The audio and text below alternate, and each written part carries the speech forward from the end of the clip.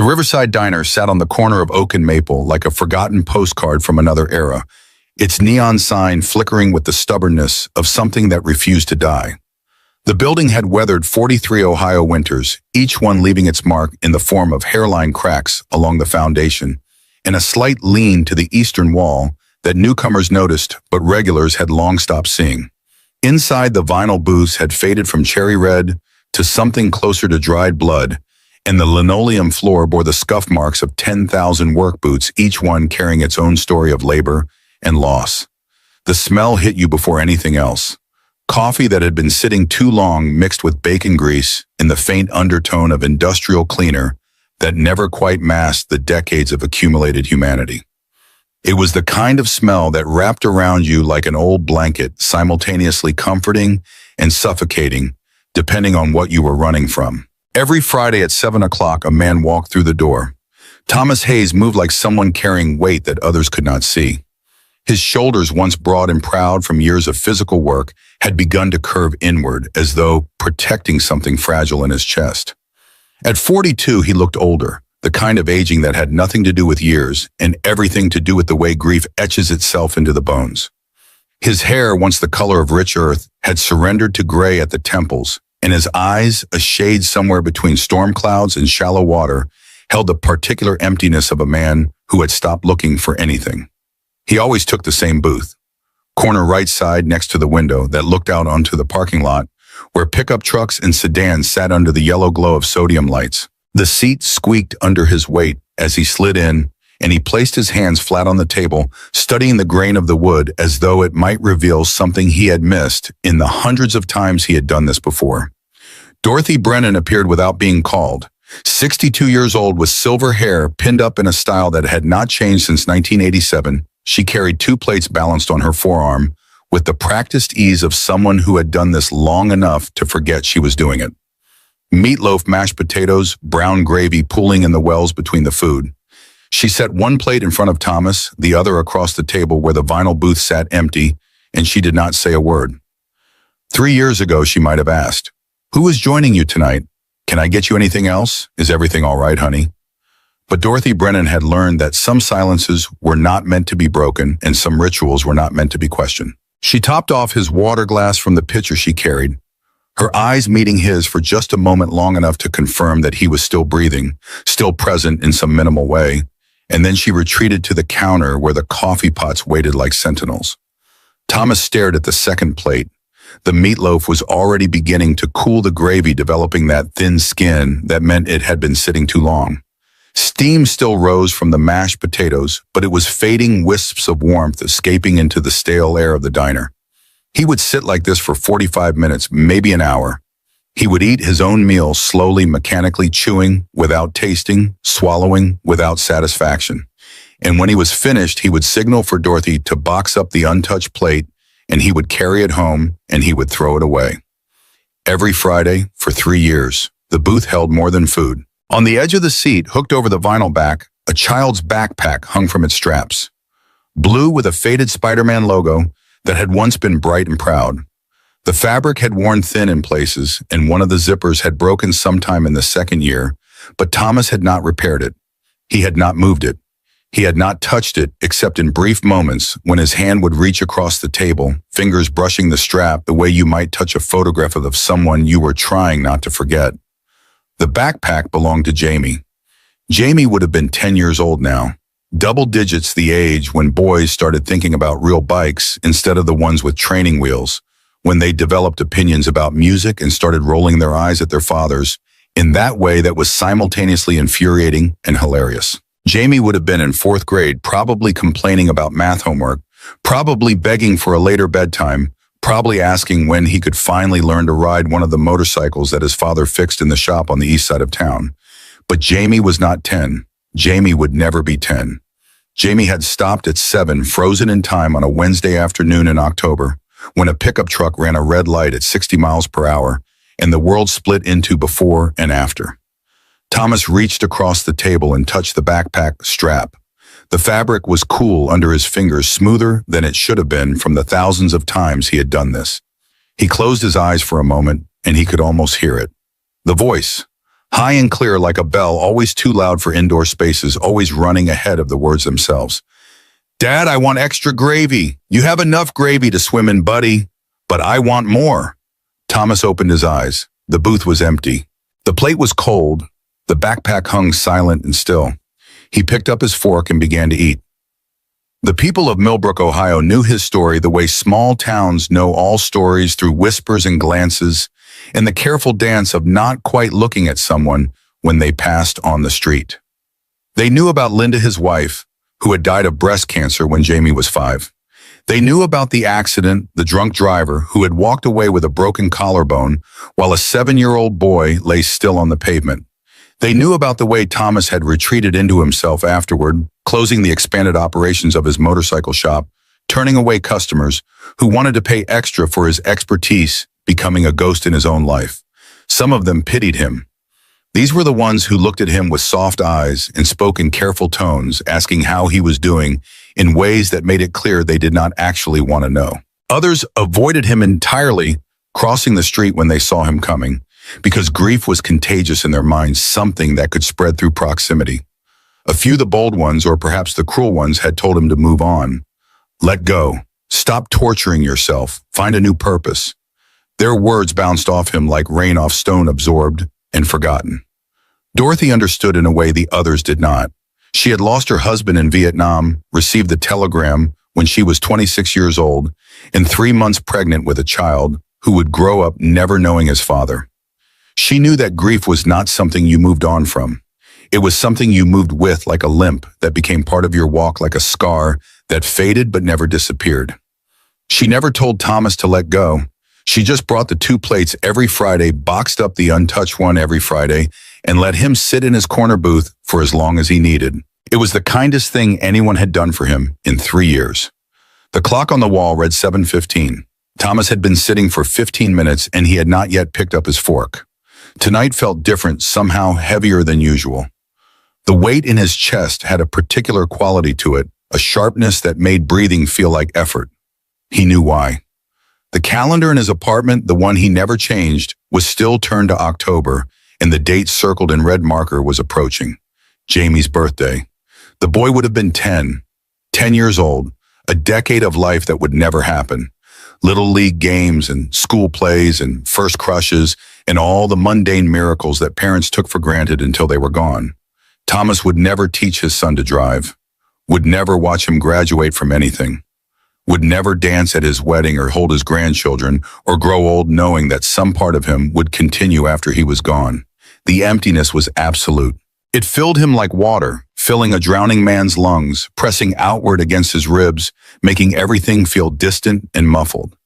He was here in this booth, in this diner, and he was also somewhere else entirely, somewhere that existed only in the space between heartbeats, where Jamie was still alive and Linda was still singing in the kitchen, and the world had not yet learned how to break.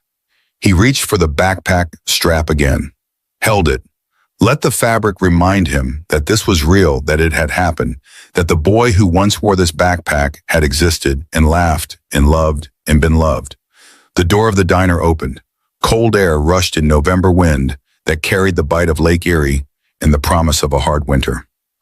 Thomas did not look up. He rarely looked up when the door opened. The world came and went around him, and he existed within it without participating, a stone in a stream, watching the water flow past. But something made him raise his eyes. A woman stood near the entrance, thin and pale, in a coat that was several sizes too large for her frame. The coat looked like it belonged to a man, brown canvas worn at the elbows, buttons straining where they should not have been because they were in the wrong holes. Her hair was brown and tangled, and her face had the particular gauntness of someone who had not eaten properly in too long. She stood hesitantly, not quite inside and not quite outside, as though unsure whether she had the right to occupy this space. Behind her, half hidden by her legs, a child. Thomas's chest tightened. The boy was small, perhaps 6 years old, with dark hair that needed cutting and eyes that were too large for his thin face. He wore clothes that were dirty and wrinkled, the kind of dirty that came from wearing the same outfit for too many days in a row, and he clung to his mother's leg with both hands, fingers digging into the fabric of her coat, like he was afraid she might disappear if he let go. The boy's eyes moved around the diner, taking in the booths and the counter and the fluorescent lights, and there was something in them that Thomas recognized. Fear, hunger, the particular wariness of a child who had learned that the world was not a safe place. Dorothy emerged from behind the counter, wiping her hands on her apron, with the efficiency of someone who had seen this before and knew what to do about it. She approached the woman, and Thomas could hear the exchange even from across the room. "Can I help you?" The woman's voice was barely a whisper, roughened by exhaustion or tears or both. Is it okay if we sit down for a minute, just to rest?" Dorothy's expression softened, but her posture remained firm. "This is a restaurant, honey. You need to order something if you want to sit." "I know." The woman's voice cracked on the second word. "We don't have anything right now. I'm sorry. The boy looked up at his mother, and something in his face, something in the naked hunger and fear that he could not hide, struck Thomas like a physical blow. He was on his feet before he knew he was moving. The booth squeaked as he slid out, and he was crossing the diner, his boots heavy on the worn linoleum, and the words were coming out of his mouth before he had time to think about them. "They're with me." Dorothy turned, surprise flickering across her features. In 3 years, Thomas Hayes had not spoken to another person in this diner beyond the bare minimum required to order food and pay his bill. He had not invited anyone to his booth. He had not acknowledged that other people existed except as obstacles to navigate around. The woman stared at him like he had spoken in a foreign language. Her eyes were brown, dark, and deep-set, and there were circles under them that spoke of too many sleepless nights. She looked at him with the particular suspicion of someone who had learned that kindness usually came with a price. Thomas gestured toward the booth in the corner, toward the empty seat across from where his plate sat, growing cold. "Come sit down." "We can't." The woman's hand tightened on her son's shoulder. "We don't want to bother you." "You're not." Thomas looked at the boy, and the boy looked back at him, and for a moment they existed in a space outside of time, two strangers meeting across a divide of age and circumstance. The boy's eyes moved to the second plate of food on the table, the meatloaf and mashed potatoes that no one was eating, and his expression changed in a way that Thomas recognized. Longing. The desperate, painful longing of someone who needed something they could not ask for. "Please," Thomas said, and the word came out rougher than he intended, scraped raw by 3 years of disuse.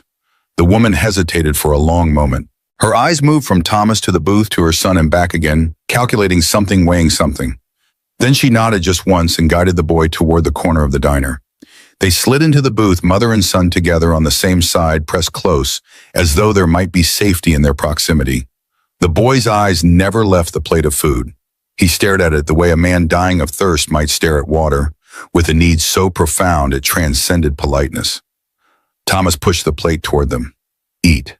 The boy looked up at his mother. She nodded, her hand trembling slightly as she touched his shoulder, and the boy picked up the fork and began to eat. He ate fast, desperately shoveling food into his mouth without pausing to chew properly. The mashed potatoes disappeared in seconds, and he attacked the meatloaf with a ferocity that spoke of too many missed meals. Gravy dripped down his chin, and he wiped it away with the back of his hand, never stopping, never slowing, as though he expected the food to vanish if he did not consume it quickly enough. Thomas watched, and something shifted in his chest. Not the emptiness he had grown accustomed to. Something else.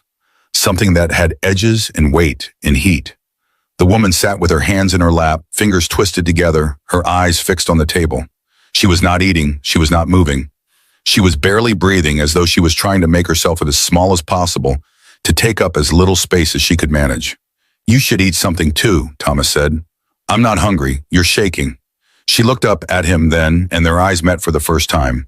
Brown meeting gray exhaustion, meeting emptiness. She was younger than he had initially thought, maybe early 30s, but she carried herself like someone much older. Someone who had already lived several lifetimes and was tired in a way that sleep could not fix. "We'll pay you back," she said. "I promise. When I find work." Thomas shook his head. "You don't owe me anything." Dorothy appeared beside the table, a glass of water in her hand. She set it down in front of the boy without a word, and her eyes met Thomas's for a moment, something unreadable passing between them. A question, perhaps, or an acknowledgement. Then she turned and walked away back to her post behind the counter where the coffee pots waited. The boy slowed down as the plate emptied, his desperate hunger giving way to something closer to normal eating. When he finally set down his fork, the plate was clean scraped so thoroughly it looked like it had been washed.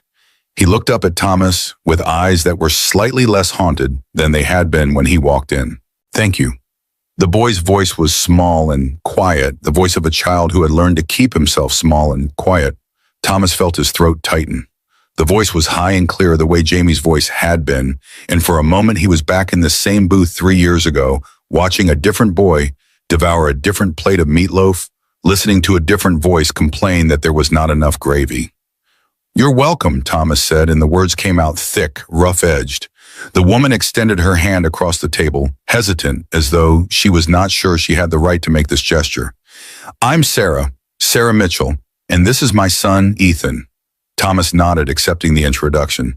Tom Hayes." Sarah tried to smile, but it did not reach her eyes. The expression sat on her face like something borrowed, something she had forgotten how to make genuine. We're not usually like this. Things got hard. We're trying to figure it out." There were stories behind those words, Thomas knew. Stories that could not be told to strangers. Wounds that were too fresh to expose to the cold air of a diner in a strange town. He recognized the careful way she spoke the words she chose and the words she avoided. He had spoken the same way once in the months after Linda died, when people asked how he was doing, and he had to find ways to answer that would not break him.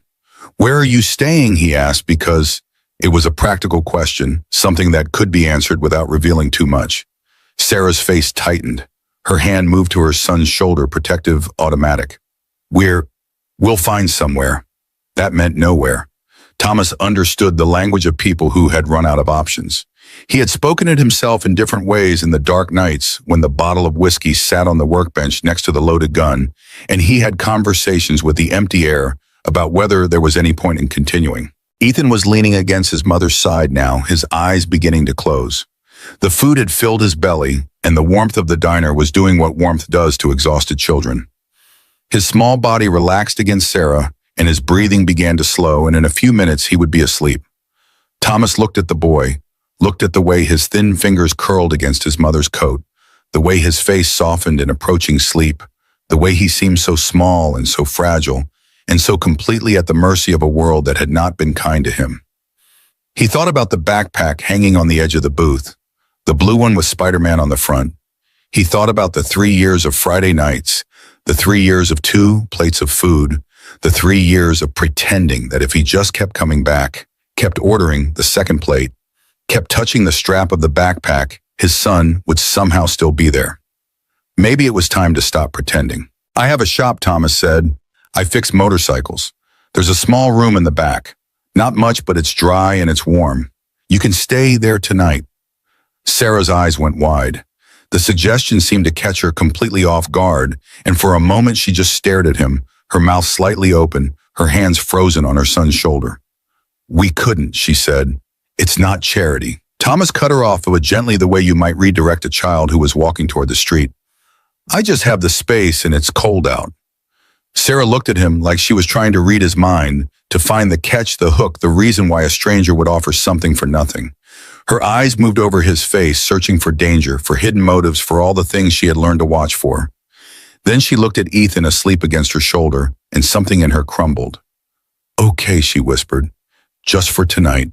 Thomas paid the bill, leaving his usual generous tip for Dorothy, and led them out to his truck. A Ford F-150 blue paint faded to almost gray, with dents in the fender and rust spots on the wheel wells. Ethan was half asleep, stumbling on his feet, and Thomas picked him up without thinking about it. The boy was light, too light for a 6-year-old. Thomas could feel the ridge of his spine through his shirt, could count the ribs if he pressed. The boy smelled like rain and unwashed clothes, and something else, something that might have been fear, made physical. But he did not resist being carried. He just tucked his head against Thomas's shoulder and let himself be held, and Thomas felt the weight of him like something precious and terrifying. Sarah climbed into the passenger seat, and they drove in silence through the empty streets of Millbrook. The town was quiet at this hour. Most of the shops closed, most of the houses dark except for the blue flicker of television screens behind curtained windows. Street lights cast pools of yellow on the pavement, and the truck's headlights carved a path through the darkness ahead. The shop was only 10 minutes from the diner, A squat brick building on the east side of town with a metal garage door and a faded sign that read Hayes Motors. Thomas pulled up to the side entrance, killed the engine, and sat for a moment in the sudden silence. Inside the shop smelled like oil and metal and old concrete. The familiar scents wrapped around Thomas like a second skin as he led them past the motorcycles in various states of repair, past the tool benches and the air compressor and the lift that his father had installed 30 years ago. The narrow hallway in the back led to a small room that he used for storage and occasional naps when he was working late. The room was not much. A cot with a thin mattress, a space heater that rattled when it ran a pile of blankets that were clean but old. A small sink in the corner, a single window that looked out on the empty lot behind the building. It was cold, but the space heater would fix that. It was Spartan, but it was dry, and it was safe, and it was four walls and a door that locked. Thomas set Ethan down on the cot. The boy did not wake, just curled onto his side and pulled his knees toward his chest, making himself small, in the way children do when they are trying to disappear. Sarah stood in the doorway looking around the room like she still could not quite believe this was happening. Her eyes moved over the bare walls, the industrial, sink the single bare bulb hanging from the ceiling. This was not luxury. This was barely survival. But compared to wherever she had been before, it might as well have been a palace. Why, she asked, and her voice cracked on the single syllable. Why are you doing this? Thomas did not know how to answer. He looked at the boy on the cot, at the way his small chest rose and fell, with each breath, at the way his fingers twitched in his sleep. Because someone should, he said finally, and because I can. Sarah's eyes filled with tears, but she did not let them fall. She stood very still, her hands clenched at her sides, her jaw tight with the effort of holding herself together. I will pay you back. Her voice was stronger now, something fierce underneath the exhaustion. I don't know how, but I will. Thomas nodded, accepting this without argument. You don't have to. He turned to leave, but Sarah spoke again, and her words stopped him at the door. What happened to you? The question hung in the air between them, heavy with implications. Thomas did not turn around. He stood with his hand on the doorframe, looking at the hallway ahead, at the shadows cast by the single bare bulb. The same thing that happens to everyone eventually, he said. The world took something from me, and I never figured out how to get it back. He walked out before she could respond, closing the door gently behind him. He stood in the hallway for a long moment, listening to the silence, and then he went upstairs to his apartment, where the bottle of whiskey waited and the empty rooms echoed with ghosts. Sleep did not come easily that night. Thomas lay in his bed staring at the ceiling, listening to the creaks and groans of the old building settling around him. Somewhere below, in the small room behind the garage, a woman and her son were sleeping in his space, using his blankets, breathing his air. He thought about Linda, about the way she used to tuck Jamie in at night, singing softly, her red hair falling over her shoulder like a curtain of fire. He thought about the hospital room where she had spent her last weeks, the way her hand had felt in his, so small and so cold. He thought about her last words whispered in the gray light of a winter morning when the machines had started to fail. Take care of our boy. Don't let the sadness eat you alive. He had tried. God help him, he had tried. For 2 years after Linda died, he had poured everything he had into Jamie. He had learned to cook simple meals to help with homework, to braid hair for school plays when Jamie's female classmates taught him how. He had shown up to every parent-teacher conference, every Little League game, every school event that Jamie participated in. He had been both mother and father, inadequate at both, but trying, always trying. And then the intersection, the red light, the pickup truck. Thomas closed his eyes, but the images came anyway. The crunch of metal, the shattering of glass, the way the world had spun around him as the car rolled. Waking up in the hospital 3 days later, his body broken in a dozen places, and the first question out of his mouth being about his son. The look on the doctor's face, the words that followed.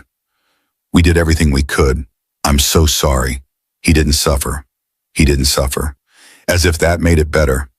As if a quick death was somehow a mercy when the alternative was a lifetime of watching your child grow up. Thomas opened his eyes and stared at the ceiling. The water stain in the corner had gotten bigger. He should probably do something about that. He should probably do something about a lot of things, but not tonight. Tonight he would lie here and he would remember, and he would wait for morning to come so he could get up and do it all again. Morning arrived gray and cold, the light filtering through the window, like something tired and reluctant. Thomas rose before dawn, a habit that had started when Jamie was a baby and never quite stopped. He made coffee in the small kitchen, drank it black and bitter, and tried to convince himself that today would be different from yesterday. When he went down to the shop, Sarah was already awake. He found her on her hands and knees in the garage, scrubbing at the oil stains on the concrete floor with a rag and a bucket of soapy water. Her hands were red and raw from the cold water and the harsh soap, but she did not stop when she heard him come in. She just kept scrubbing her jaw, set with determination. "You don't have to do that," Thomas said. Sarah looked up, and there were dark circles under her eyes that suggested she had not slept much. "I need to do something. You've already done too much." Ethan was still asleep in the back room. Thomas could see him through the doorway, curled under the pile of blankets, his face peaceful in a way it had not been the night before. "You looking for work?" Thomas asked. Sarah stood up, wiping her hands on her jeans. "I'll take anything." Thomas made a call. Dorothy had been complaining for months about needing help in the kitchen, someone to wash dishes and prep vegetables and do the 100 small tasks that kept a diner running. The pay was not much, but it was something.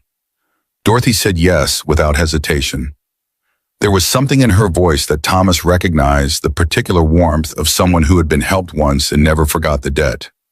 Sarah would start the next day. "Just until I get back on my feet," Sarah said when Thomas told her. A week, maybe two. But a week became two, and two became a month, and Sarah and Ethan became part of the rhythm of Thomas's life in ways he had not expected. Ethan would sit in the corner of the shop after school doing homework on an overturned crate while Thomas worked on engines.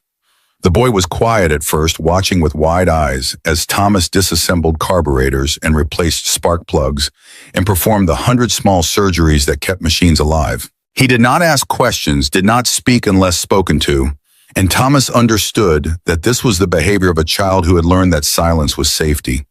But slowly, as the days passed and nothing bad happened, Ethan began to open up. The questions started small, hesitant, offered like gifts that might be refused. "What's that thing?" "It's a carburetor. It mixes fuel and air so the engine can run." "How does it work?" Thomas found himself explaining drawing diagrams on scraps of paper, showing Ethan the components laid out on the workbench.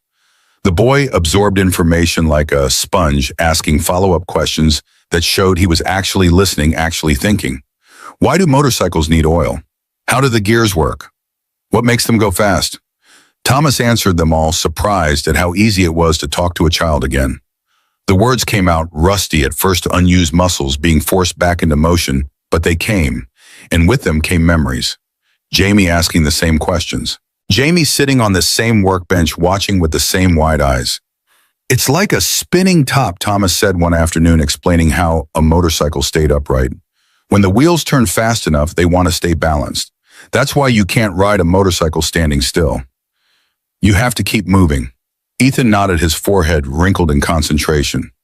"Like sharks.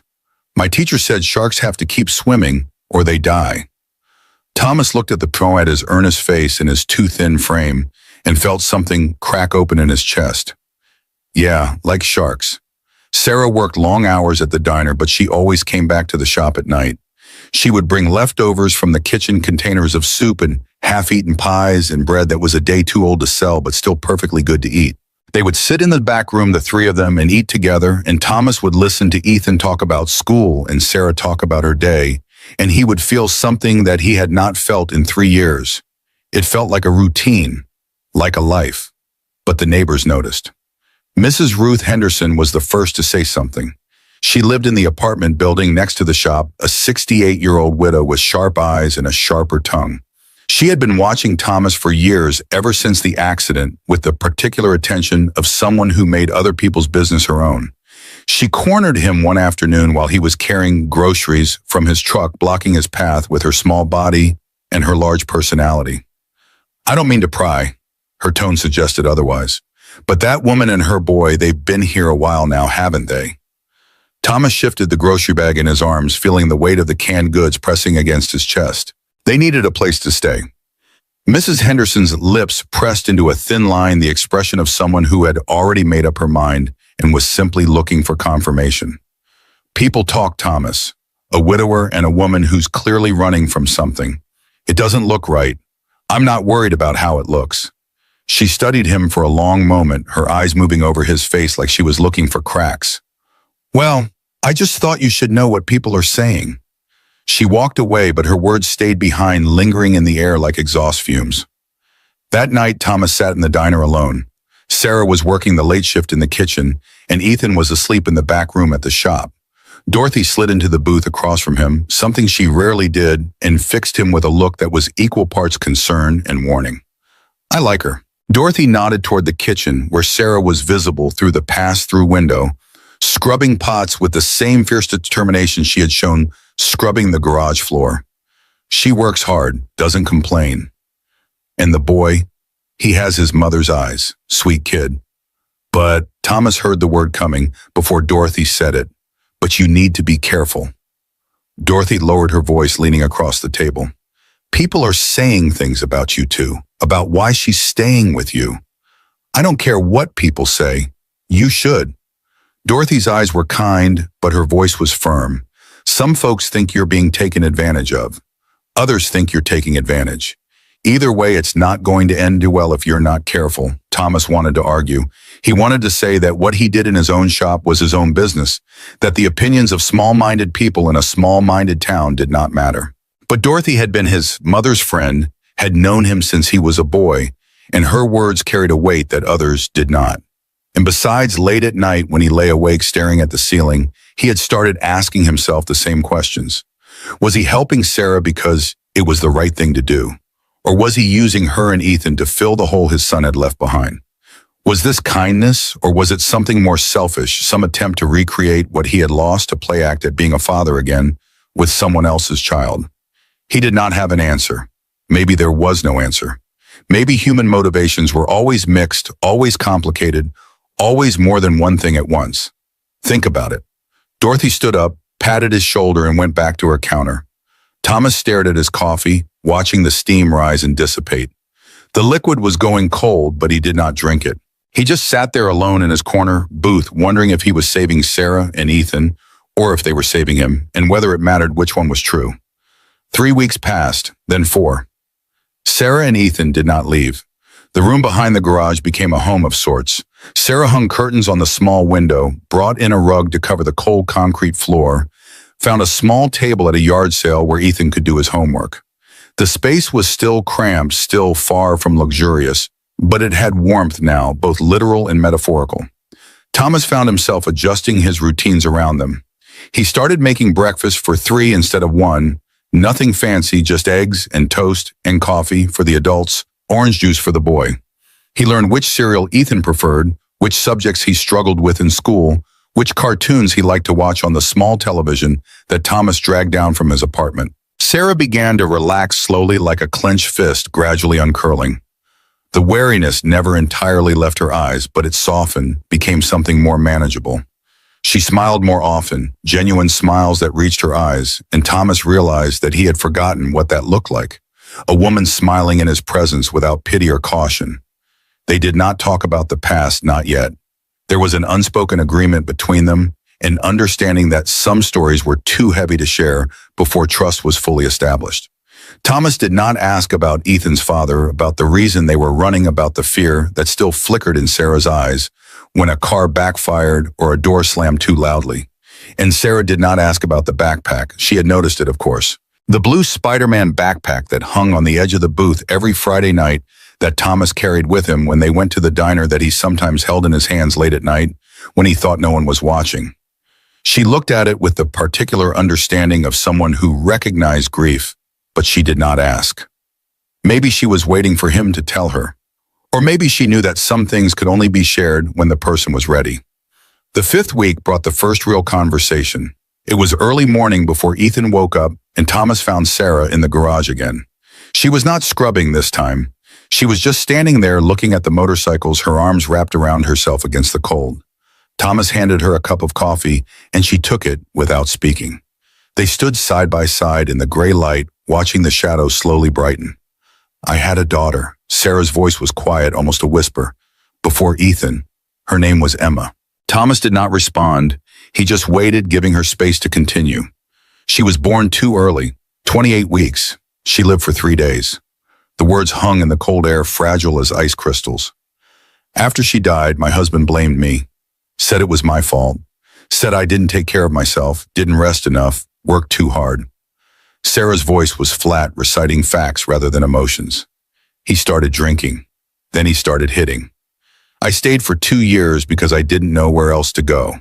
Thomas felt something cold settle in his stomach. The anger came slowly building like water behind a dam, but he kept his face neutral. He understood that this was not the time for his emotions. One night he hit Ethan. Sarah's voice cracked on her son's name. And I knew we had to leave, so you ran. Sarah nodded. We went to Indiana first, then here. I don't know why I stopped in Millbrook. It just felt far enough. Is he looking for you? Sarah was quiet for a long moment. When she spoke, her voice was barely audible. Ryan doesn't give up. He thinks Ethan belongs to him. He thinks I belong to him. He'll find us eventually. Thomas looked at the motorcycle. He had been working on a vintage Harley that needed a new transmission.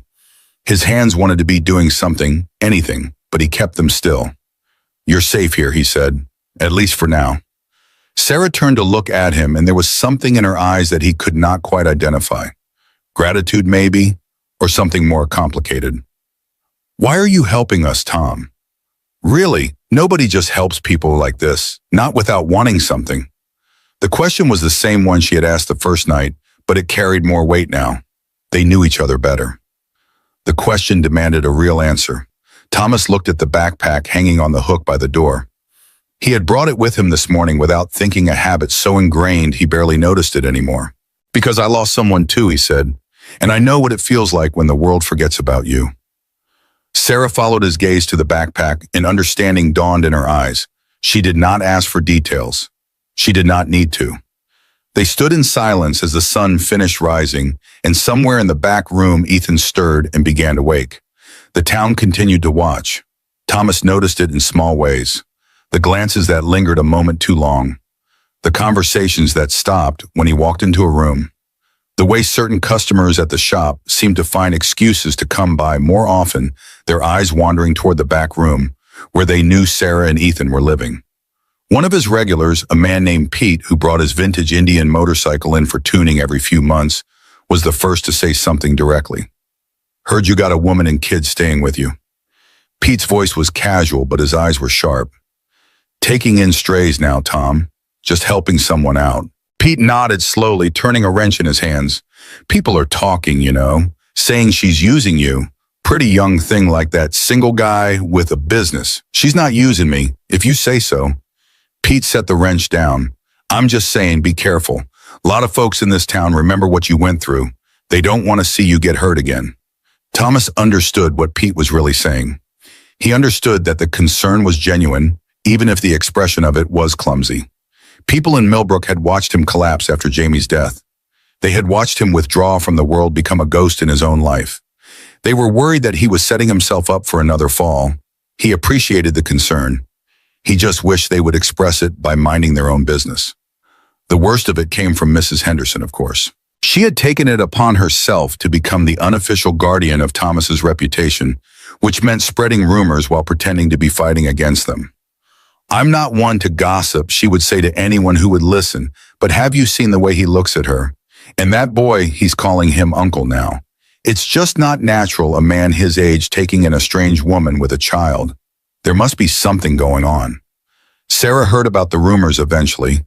Thomas saw it in her face when she came home from work one evening, the way her jaw was tight and her eyes were red-rimmed. They're saying things about you, about us. Her voice was quiet, but there was anger underneath it. At the diner, some of the customers, I know. You should ask us to leave. Sarah crossed her arms, a defensive gesture. We're making your life harder.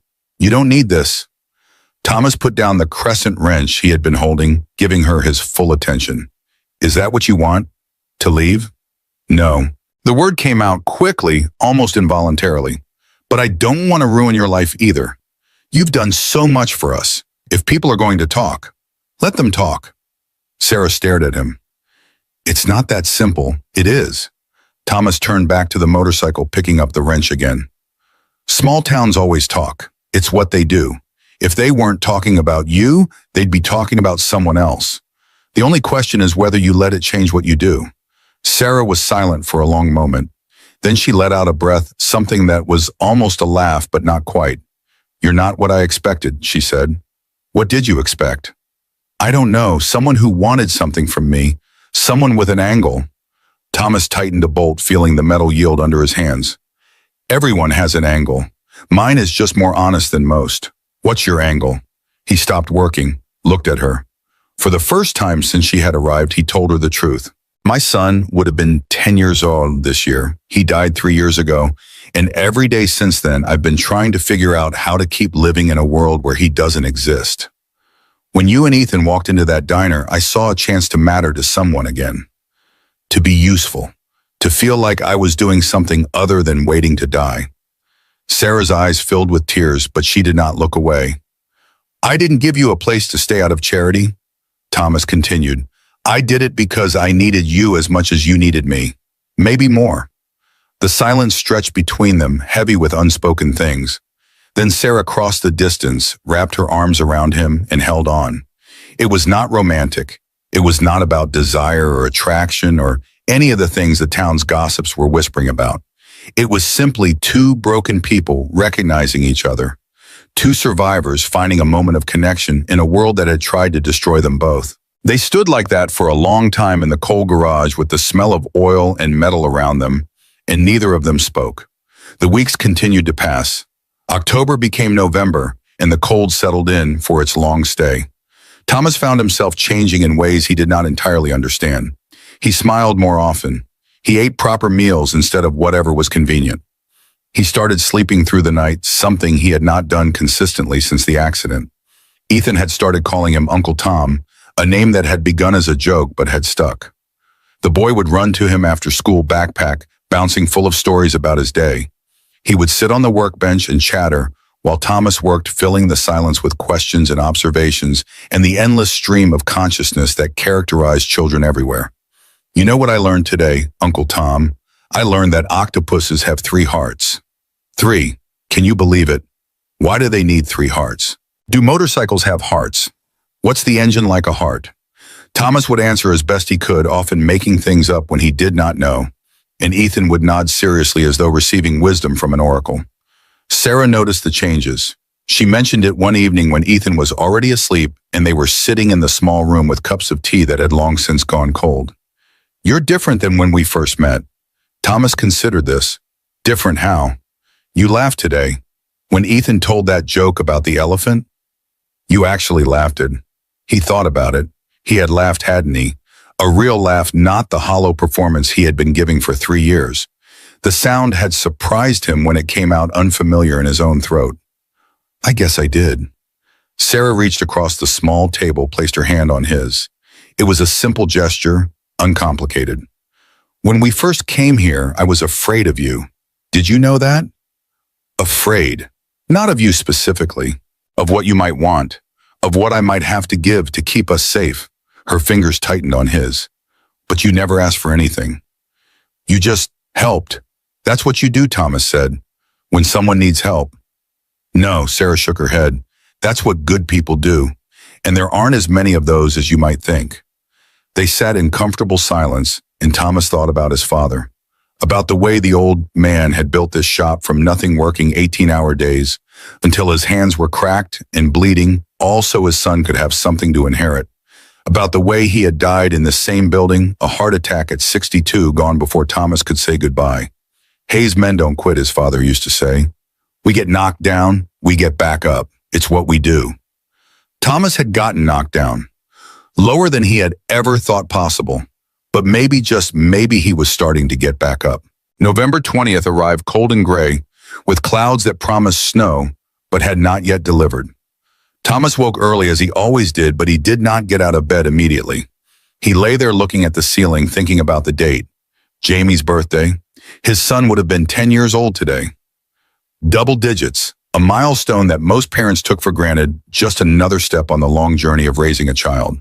But for Thomas, it was a milestone that would never be reached, a birthday that would never be celebrated. He could feel the grief rising, the familiar weight pressing down on his chest. It had not gotten lighter over the years, just more predictable. He knew it would come on certain days, at certain moments, and he had learned to brace himself for it, the way you brace yourself for a blow. He got up, got dressed, made coffee. The routine helped. Movement helped. Anything was better than lying still and letting the thoughts consume him. Sarah noticed immediately. She was in the kitchen when he came down making breakfast for Ethan, and her eyes moved over his face with the particular attention of someone who had learned to read pain. "You okay?" Thomas considered lying. It would have been easy. "I'm fine, just tired." But Sarah had shared her truth with him, and it felt wrong to repay that with a lie. "Today's a hard day," Sarah nodded, accepting this without pressing for details. "Is there anything I can do?" "No, but thank you." Ethan came bounding in, full of the limitless energy of childhood, and the conversation ended. The boy demanded pancakes, and Thomas made them, focusing on the simple task of measuring and mixing and pouring, letting the routine carry him through the morning. But the weight did not lift. It stayed with him throughout the day, a presence at his shoulder, a heaviness in his chest. He worked on motorcycles, answered phone calls, interacted with customers, but everything felt muted, like he was experiencing the world through a layer of glass. At 7 o'clock, he went to the diner. Sarah offered to come with him, but he shook his head. This was something he needed to do alone. She understood the way she seemed to understand most things, and she did not push. Dorothy had the plates ready when he walked in, 2 servings of meatloaf and mashed potatoes just like every Friday night. She set them down without a word, her eyes meeting his for a moment, and he saw the understanding there. She knew what today was. She had known Jamie had watched the boy grow from an infant to a toddler to a child. She had served him his first plate of meatloaf, had laughed at his jokes, had given him extra gravy when his father was not looking. She did not say happy birthday. There was nothing happy about this birthday. She just touched his shoulder briefly, a gesture of solidarity, and walked away. Thomas sat in the booth looking at the 2 plates and felt the weight of 3 years pressing down on him. The backpack hung on its hook, blue and faded. Thomas reached out and touched the strap, running his fingers over the fabric that his son had touched 1,000 times. "Happy birthday, buddy," he whispered. "I miss you." The plate across from him sat untouched, the meatloaf growing cold, the gravy developing its skin. It was a plate for a ghost, an offering to someone who would never eat it. But tonight, for some reason, it felt different. The emptiness was still there. The grief was still there, but there was something else too. Something that had not been there before. Thomas thought about Ethan, about the way the boy laughed, the way he asked questions, the way he had started to fill some of the silence in Thomas's life. He thought about Sarah, about the strength it took to run from everything you knew, to start over in a strange town with nothing but your child and your determination. He was not replacing Jamie. He knew that. Nothing could replace Jamie. The boy he had lost would always be lost, would always be the empty plate at the table, the backpack on the hook, the birthday that would never be celebrated. But maybe that was not the only story. Maybe there was room for another story running alongside the first one. A story about helping someone else, about finding purpose in something outside of grief, about learning to live again, not despite the loss, but with it. Thomas ate his meal slowly, methodically. When he was finished, he did something he had never done before. He ate the second plate too. The meatloaf was cold by then, the potatoes congealed, but he ate every bite. It felt like something, though he could not have said what. An acknowledgement maybe, a letting go. Or perhaps just a recognition that wasted food helped no one, living or dead. When Dorothy came to collect the empty plates, she stopped short. She looked at the table, at the 2 clean plates, at Thomas. "Well," her voice was soft. "That's new." Thomas nodded. He did not trust himself to speak. Dorothy collected the plates, stacked them on her arm, and paused before walking away. "Jamie would be proud of you," she said, "for helping that woman and her boy. He had a good heart, just like his father." Then she was gone, and Thomas was alone with the empty table and the backpack and the weight of everything he had lost. But the weight felt different now. Not lighter exactly, but more bearable. Like he had finally figured out the right way to carry it. He left a larger tip than usual and walked out into the cold November night. The shop was quiet when he returned. Sarah was reading in the small room, and Ethan was asleep, his small face peaceful in the dim light. Thomas stood in the doorway for a moment, watching them. 2 people he had not known 2 months ago, now inexplicably at the center of his life. 2 refugees from a storm he did not fully understand, sheltering in the space he had built. Sarah looked up from her book, saw him standing there and smiled. How was the diner? Different. Thomas stepped into the room, sat down in the chair across from her. Good different, I think. Sarah marked her place in the book and set it aside. Want to talk about it? Thomas thought about everything he could say. About Jamie, about the birthday, about the 2 plates of meatloaf, about the way grief worked, the way it never really went away, but sometimes made room for other things. Not tonight, he said, but soon. I'll tell you everything soon. Sarah nodded, accepting this. Take your time. They sat in comfortable silence, and somewhere outside, the first snow of the season began to fall. The snow continued through the night, blanketing Millbrook in white. By morning, the world looked different, clean and bright and new. Thomas woke to the sound of Ethan's laughter. The boy was outside in the parking lot making snow angels, his voice carrying through the cold air like bells. Uncle Tom, look at me. Thomas stood at the window watching. Sarah was out there too, wrapped in a coat that was still too big for her breath making clouds in the frozen air. She was smiling, really smiling, and she looked young in a way she usually did not. For a moment, standing at that window, Thomas felt something he had not felt in 3 years. Hope. It was a fragile thing, tentative like the first green shoots pushing through snow in early spring. He knew better than to trust it completely. He knew that hope could be cruel, could set you up for falls that left you lower than before. But he felt it anyway, and that had to count for something. He went outside to join them. The 3 of them spent the morning playing in the snow. Thomas showed Ethan how to pack snowballs properly, how to build the base of a snowman, how to make the snow squeak underfoot by stepping just right. The boy was delighted by everything, finding wonder in the simplest details. Did you know Ethan said, packing snow between his mittened hands, that no 2 snowflakes are exactly the same? That's what my teacher said. Every single one is different. That's right. So that means this snowball is totally unique. Nobody has ever made this exact snowball before. Thomas laughed and the sound surprised him again. I guess that's true. Cool. Ethan grinned and threw the snowball at his mother. The day continued like that, simple and good. They built a lopsided snowman with stones for eyes and a carrot for a nose. They drank hot chocolate in the small room, warming their hands on the mugs. They watched the afternoon light fade into evening, and it felt like something Thomas had forgotten existed. A normal day, a happy day. He knew it could not last forever. He knew that Ryan was still out there somewhere, that Sarah's past had not disappeared just because she had run from it. He knew that the town's whispers had not stopped, that Mrs. Henderson was probably watching from her window right now, adding this scene to her catalog of suspicions. But for today, none of that mattered. For today, there was snow and laughter and 3 people who had found each other in the wreckage of their lives. It was enough. It had to be enough. The call came that evening. Thomas was alone in the garage working on the Harley when his phone buzzed. The screen showed an unknown number, which usually meant telemarketer. He almost did not answer, but something made him pick up.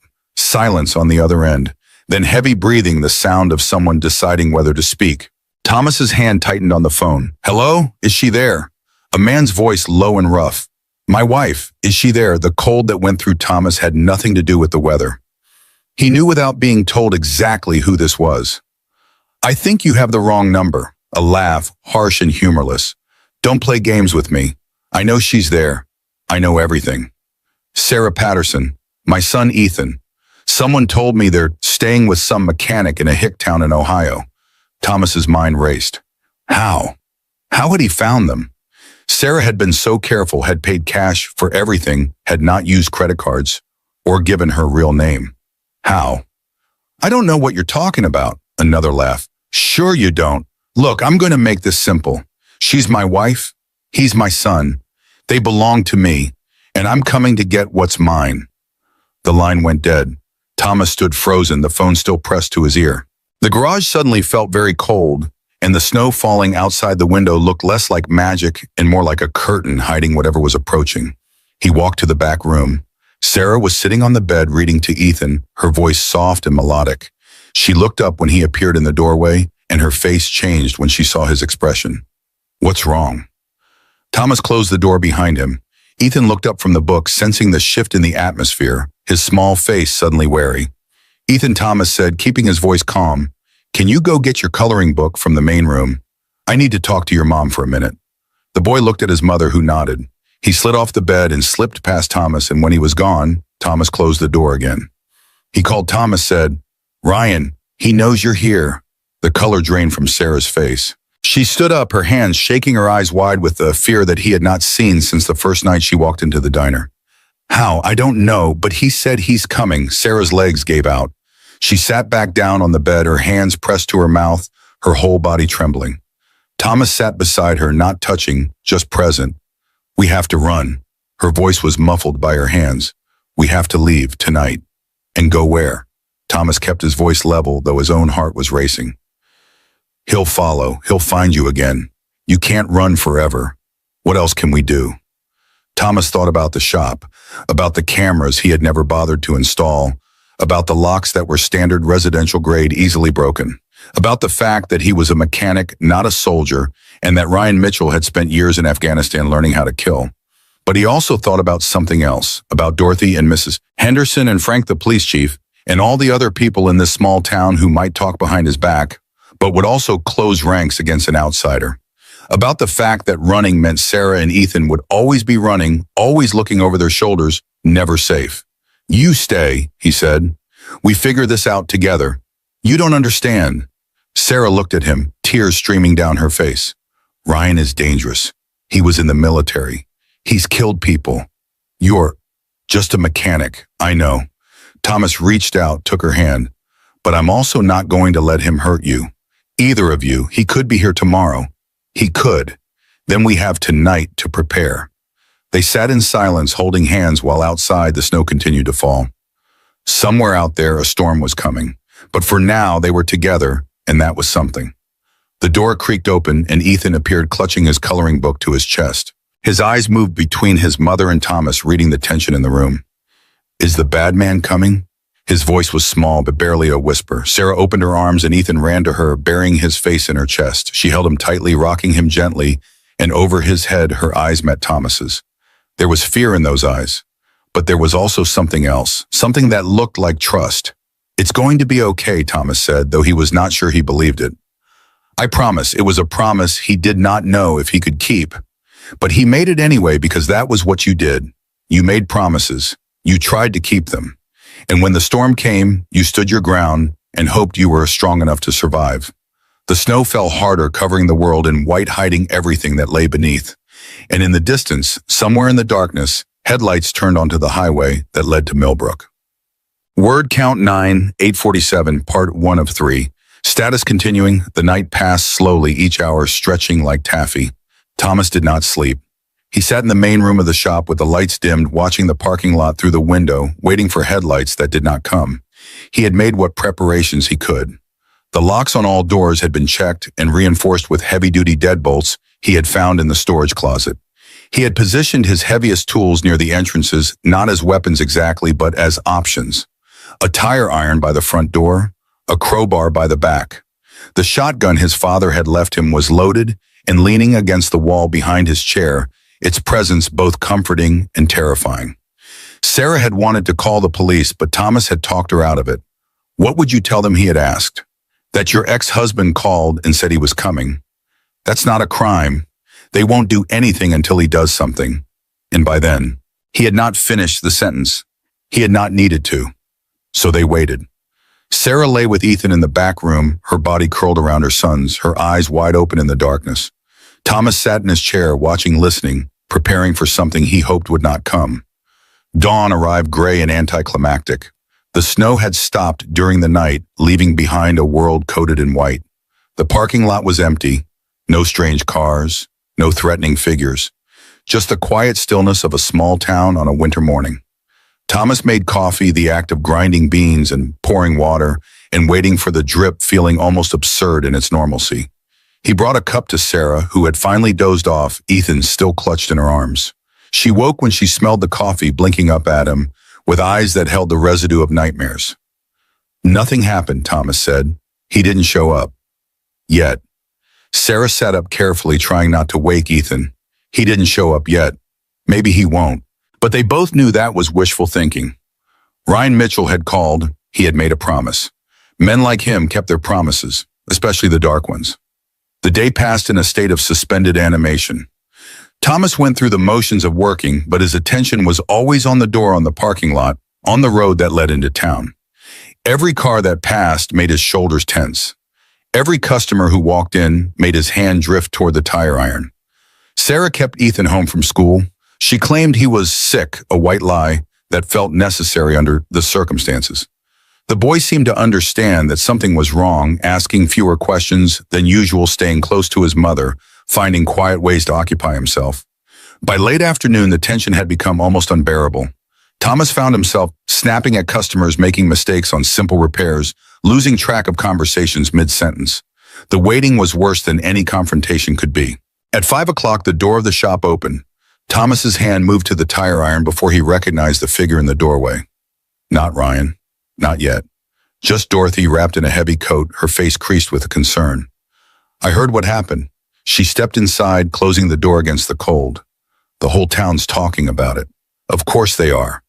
Thomas set down the wrench he had been holding. What are they saying? That Sarah's husband called? That he's coming for her? Dorothy moved closer, lowering her voice even though they were alone. Frank called me, asked if I knew anything. He's worried. Frank, as in the police chief Frank, Dorothy nodded. He's got a nephew who served with Ryan Mitchell. Said the man came back from Afghanistan different. Said he saw things over there, did things, said he's dangerous. Thomas felt his jaw tighten. We know he's dangerous. What I'm saying is Frank's taking this seriously. He can't do anything officially until Ryan actually breaks the law, but he's going to have patrol cars swing by more often. Keep an eye out. It was something. Not much, but something.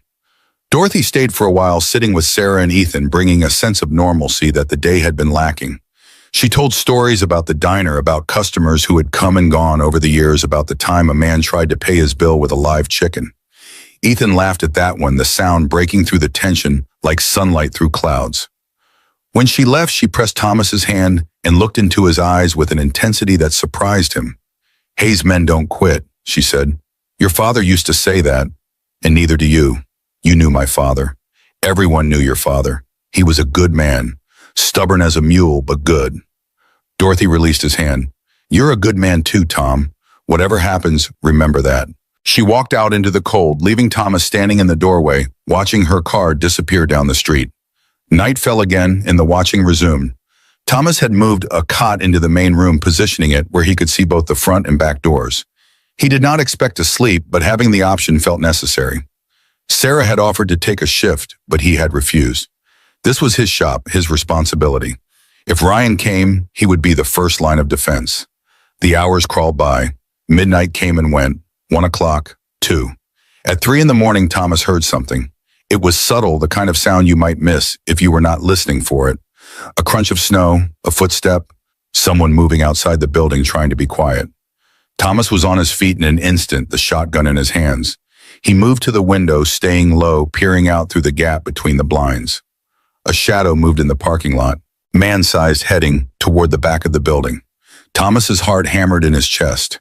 He crossed the room, silently positioning himself by the back door, the shotgun raised. His hands were steadier than he would have expected. Adrenaline had a way of focusing you, stripping away everything that did not matter. The doorknob jiggled, someone testing the lock. Then nothing. Silence. The shadow retreating footsteps fading into the night. Thomas stood frozen for a long moment, waiting for the return. It did not come. Eventually he lowered the shotgun, his arms aching from holding it raised for so long. He had been here. Ryan had been here testing the defenses, learning the layout. He had not come in, but he had let them know he could. A message, a promise of what was to come. Thomas did not sleep at all that night. When dawn came, he made coffee with hands that trembled slightly, and he did not tell Sarah what had happened. Not yet. Not until he had a plan. The days that followed took on a rhythm of fear and waiting. Thomas contacted a security company about installing cameras, but they could not come until the following week.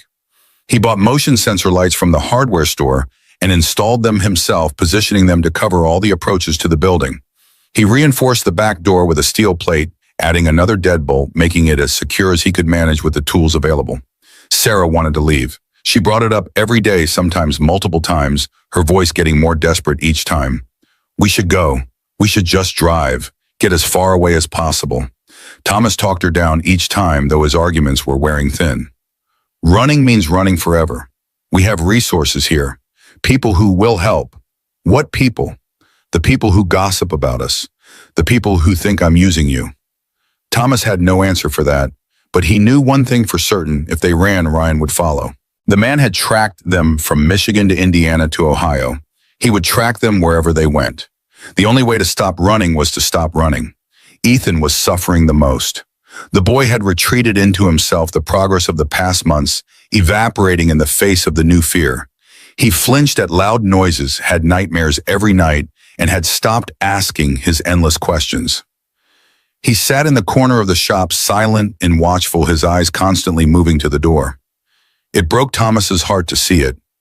This was what Ryan Mitchell had done, was doing. Not just the violence, but the fear. The constant, grinding terror that poisoned everything it touched. One afternoon, Ethan came to Thomas while he was working on a motorcycle. The boy stood at a distance, uncertain, his hands twisting together. "Uncle Tom." His voice was barely a whisper. Thomas set down his wrench, giving the boy his full attention. "What's up, buddy? Is my dad going to hurt you?" The question hung in the air, heavy with implications. Thomas considered lying, considered offering false comfort. But children knew when you were lying. They always knew. "I don't know," Thomas said honestly, "but I'm going to do everything I can to make sure nobody gets hurt." Ethan nodded slowly, processing this. "I don't want him to hurt you, or Mom, or me. I know, he used to be nice." Ethan's eyes were fixed on the floor. "Before, he used to take me to the park. He used to play catch." Thomas felt something tighten in his chest. "People change, buddy. Sometimes for reasons that don't make sense. But that doesn't mean it's your fault. Mom says the war changed him." "Maybe it did." Thomas hesitated, choosing his words carefully. "But that doesn't make what he does okay." "Nothing makes that okay." Ethan looked up, and there were tears in his eyes. "I miss the dad he used to be." Thomas knelt down, bringing himself to the boy's level. "That's allowed," he said. "You're allowed to miss him. You're allowed to love him and be scared of him at the same time. Feelings don't have to make sense." The boy threw himself forward, wrapping his arms around Thomas's neck, burying his face in his shoulder. Thomas held him, feeling the small body shake with sobs, and for a moment, just a moment, he was holding Jamie again. The memory came unbidden, sharp and painful. Jamie after a nightmare clinging to him in the dark. Jamie after a fall from his bike, crying into his shirt. Jamie, Jamie always, Jamie the ghost that never left. But this was not Jamie. This was Ethan, alive and frightened, and desperately in need of comfort. And Thomas could not change the past, could not bring back what he had lost, but he could do this. He could hold this boy and tell him it would be okay, whether it was true or not. "It's gonna be okay," Thomas said, his voice rough. "I've got you. I've got you." They stayed like that for a long time, man and boy, holding on to each other, while the world waited to fall apart. The confrontation came on a Thursday afternoon. Thomas was alone in the shop working on a routine oil change when the front door banged open. He looked up, and there he was. Ryan Mitchell was tall, 6'2" or 6'3", with the broad shoulders and rigid posture of a military man. His hair was cut short, almost shaved, and there was a scar running from his temple to just above his ear, pale against his weathered skin. He wore civilian clothes, jeans, and a heavy jacket, but he carried himself like he was still in uniform, like the world was still a combat zone. His eyes were the worst part, pale blue, almost gray, with a flatness that Thomas recognized. He had seen that look in the mirror for 3 years. The look of someone who had seen too much, lost too much, and no longer knew how to feel anything. "You're the mechanic." Ryan's voice was flat, without inflection. He did not phrase it as a question. Thomas stood slowly, his hand drifting toward the wrench on the workbench. Not subtle enough to hide the movement, but not aggressive either. "Can I help you?" Ryan's lips curved into something that was not quite a smile. "You can tell me where my wife is. I don't know what you're talking about." Ryan took a step forward. His movement was controlled, economical, the kind of movement that came from training. Every step was measured, every action deliberate. "Sarah Mitchell, my wife. She's been staying here. Don't try to deny it. I've been watching." Thomas felt the cold wash through him. Watching. Ryan had been watching. For how long? What had he seen? If she was here, Thomas said carefully, I don't think she'd want to see you. That's not her decision to make. Ryan's voice hardened.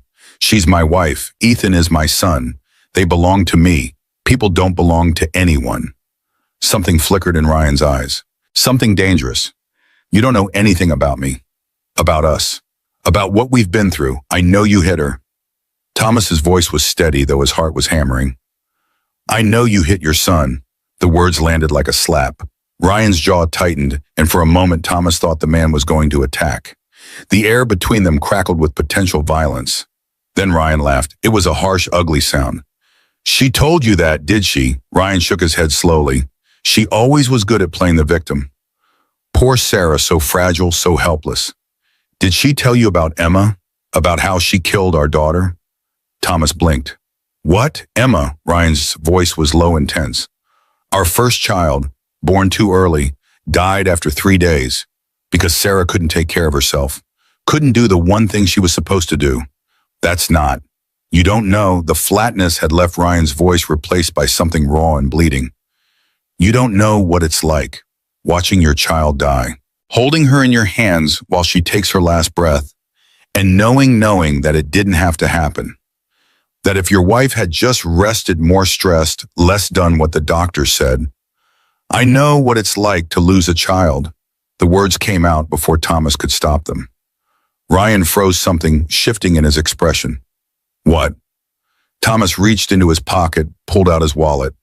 Inside was a photograph worn at the edges from years of handling.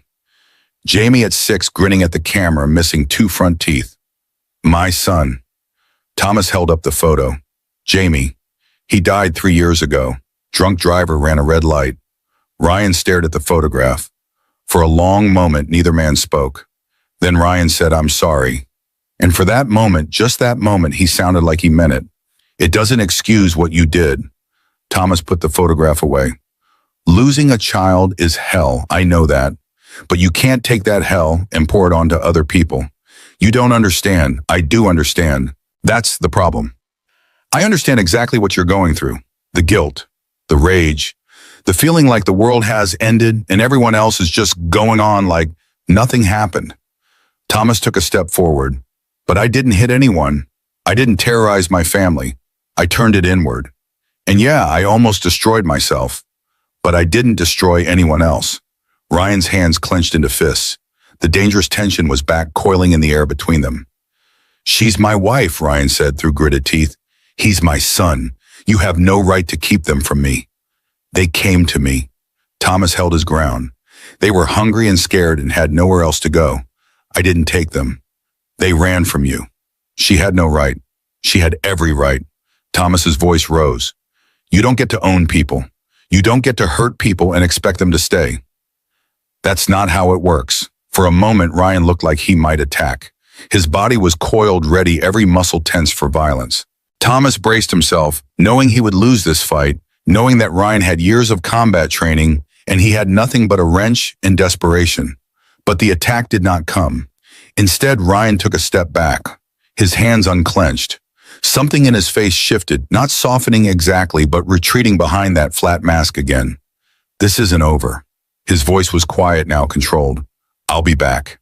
And next time I won't just talk. He turned and walked out, leaving the door swinging open behind him. Thomas stood frozen for a long moment, his heart pounding, his hands shaking. Then he grabbed his phone and called the police. Frank arrived within 20 minutes, accompanied by 2 deputies. Thomas told them everything, the phone call, the footsteps in the night, the confrontation. Frank took notes, asked questions, looked increasingly concerned. We can increase patrols, Frank said when Thomas was finished, but I can't arrest him for a conversation. He hasn't broken any laws yet. Yet? I know. Frank's face was grim. But that's how it works. We have to wait for him to make a move. And what if his move is hurting someone? Then you call us immediately and you hope we get there in time. It was not reassuring. It was not meant to be. After the police left, Thomas told Sarah what had happened. He watched her face cycle through emotions, fear, anger, despair, and finally a strange kind of resignation. I should have known. Her voice was flat. Running never works. He always finds me. We're not running. Then what are we doing? Thomas looked at her, at this woman who had walked into his life 2 months ago and somehow become essential to it. At the mother who had sacrificed everything to protect her son. At the survivor who kept getting up no matter how many times the world knocked her down. We're fighting, he said, in whatever way we can. We're not giving up. Sarah's eyes filled with tears. Why? Why do you care so much? We're nothing to you. Just strangers who showed up one day. Thomas thought about how to answer. He thought about Jamie, about the empty plate at the diner, about the 3 years he had spent waiting to die without having the courage to actually do it. Because you saved me, he said finally. You and Ethan. You walked into that diner and you reminded me that there's still a reason to keep going. That's not nothing. That's everything. Sarah stared at him for a long moment. Then she crossed the distance between them and wrapped her arms around him, holding on like he was the only solid thing in a world that was crumbling. They stood like that, two broken people clinging to each other, while outside the window, the last light of day faded into darkness. The weeks that followed were a siege. Ryan did not attack directly, but he made his presence known. His truck would be parked across the street watching. He would show up at the grocery store when Sarah was shopping, standing a few aisles away, not speaking, just watching. He would call the shop at random hours, saying nothing, just breathing into the phone until Thomas hung up. It was psychological warfare, and it was effective. Sarah stopped going out alone. Ethan stopped going to school entirely, his education continuing through books that Thomas bought and lessons that Sarah improvised. The shop's business dropped as word spread about the situation, some customers not wanting to get involved, others actively avoiding the drama. Thomas filed for a restraining order. The process was slow, bureaucratic, full of paperwork and waiting and court dates that stretched into the future. In the meantime, Ryan continued his campaign of terror, always careful to stay just within the bounds of the law. Mrs. Henderson surprisingly became an ally. Whatever her opinions about the propriety of Sarah living at the shop, she had even stronger opinions about men who terrorized women and children. She kept watch from her window, noting every time Ryan's truck appeared, documenting license plates and times and behaviors. She became an unofficial sentry, and her reports to the police added to the growing file. Dorothy brought food from the diner, refused payment, and stayed to talk on the slow afternoons. She had a gift for distraction, for making the hours pass with stories and jokes, and the comfortable presence of someone who genuinely cared. Even Pete, the regular with the Indian motorcycle, offered to help. He knew some guys, he said vaguely, guys who could convince Ryan to leave. Thomas declined, not wanting to fight violence with violence, but he appreciated the offer. The community was rallying slowly and imperfectly, but rallying nonetheless. Still, the strain took its toll. Thomas lost weight, his sleep fractured by vigilance and worry. Sarah developed dark circles under her eyes that no amount of rest seemed to fix. Ethan became a shadow of himself, quiet and watchful, flinching at sudden movements. They were under siege, and sieges either broke or were lifted. There was no middle ground. The breaking point came on a Tuesday. Thomas was alone in the shop when the door burst open. Ryan stood in the doorway, and this time the mask was off. His face was twisted with rage, his eyes wild, his body vibrating with barely contained violence. Where is she? Not here. Ryan crossed the distance in 3 strides, grabbing Thomas by the collar and slamming him against the wall. The impact drove the breath from Thomas's lungs, sent stars exploding across his vision. I'm done playing games. Ryan's face was inches away, his breath hot and sour with alcohol. I'm taking my son, tonight. Either you tell me where they are, or I will beat it out of you. Thomas could feel the man's strength, the coiled power in his grip. He knew he could not match it. But he also knew something else. Sarah and Ethan were at Dorothy's house, had been there all day for safety, and he would die before he told this man where to find them. I don't know where they are. Ryan's fist connected with his ribs. The pain was immediate and explosive, driving another gasp from Thomas's lips. Wrong answer. Another blow. Another. Thomas felt something crack, felt blood in his mouth, felt the world narrowing to a tunnel of pain and determination. I don't know. Ryan dropped him. Thomas crumpled to the floor, gasping, clutching his sides. Through the haze of pain, he saw Ryan moving toward the back of the shop, toward the room where Sarah and Ethan had been living. They're not here. Ryan ignored him, kicking open the door to the back room. Thomas heard his roar of frustration when he found it empty, heard things being thrown, furniture overturned. Then Ryan was back standing over him, his boot pressing down on Thomas's chest. "You're going to tell me," Ryan said, "or I'm going to break every bone in your body." Thomas looked up at the man above him, at the rage and the pain and the broken pieces that had once been a human being. He thought about fighting back, about the shotgun he kept near the door, about all the ways this could end in blood. But he also thought about something else, about the photograph in his wallet, about Jamie's face frozen forever at 6 years old, about the drunk driver who had killed him, who had walked away with nothing but a broken collarbone and a suspended license. Thomas had hated that man, had dreamed of finding him, of hurting him, of making him pay. But in the end, he had let it go. Not forgiveness, not really. Just the recognition that hatred was a poison that killed the one who carried it. Ryan was that driver. Different circumstances, different tragedies, but the same fundamental truth. A broken man destroying himself and everyone around him. "You're not going to break me," Thomas said, his voice steady despite the pain. "Because you're already broken. You've been broken for years. And breaking me won't fix you. Nothing will fix you except help that you refuse to get." Ryan's face contorted. His boot pressed harder, making breathing difficult. "You don't know anything about me. I know you lost a daughter." Thomas gasped for air. "I know it destroyed you. I know you blamed Sarah because it was easier than blaming the universe. And I know that every time you hurt someone, you're trying to make the pain stop, but it doesn't stop. It never stops. Not like that. Shut up. I lost my son." Thomas's voice cracked. 3 years ago. And I wanted to hurt people. I wanted the world to burn because how dare it keep existing when my boy was gone. Ryan's boot lifted slightly. He was listening. But hurting people doesn't bring them back.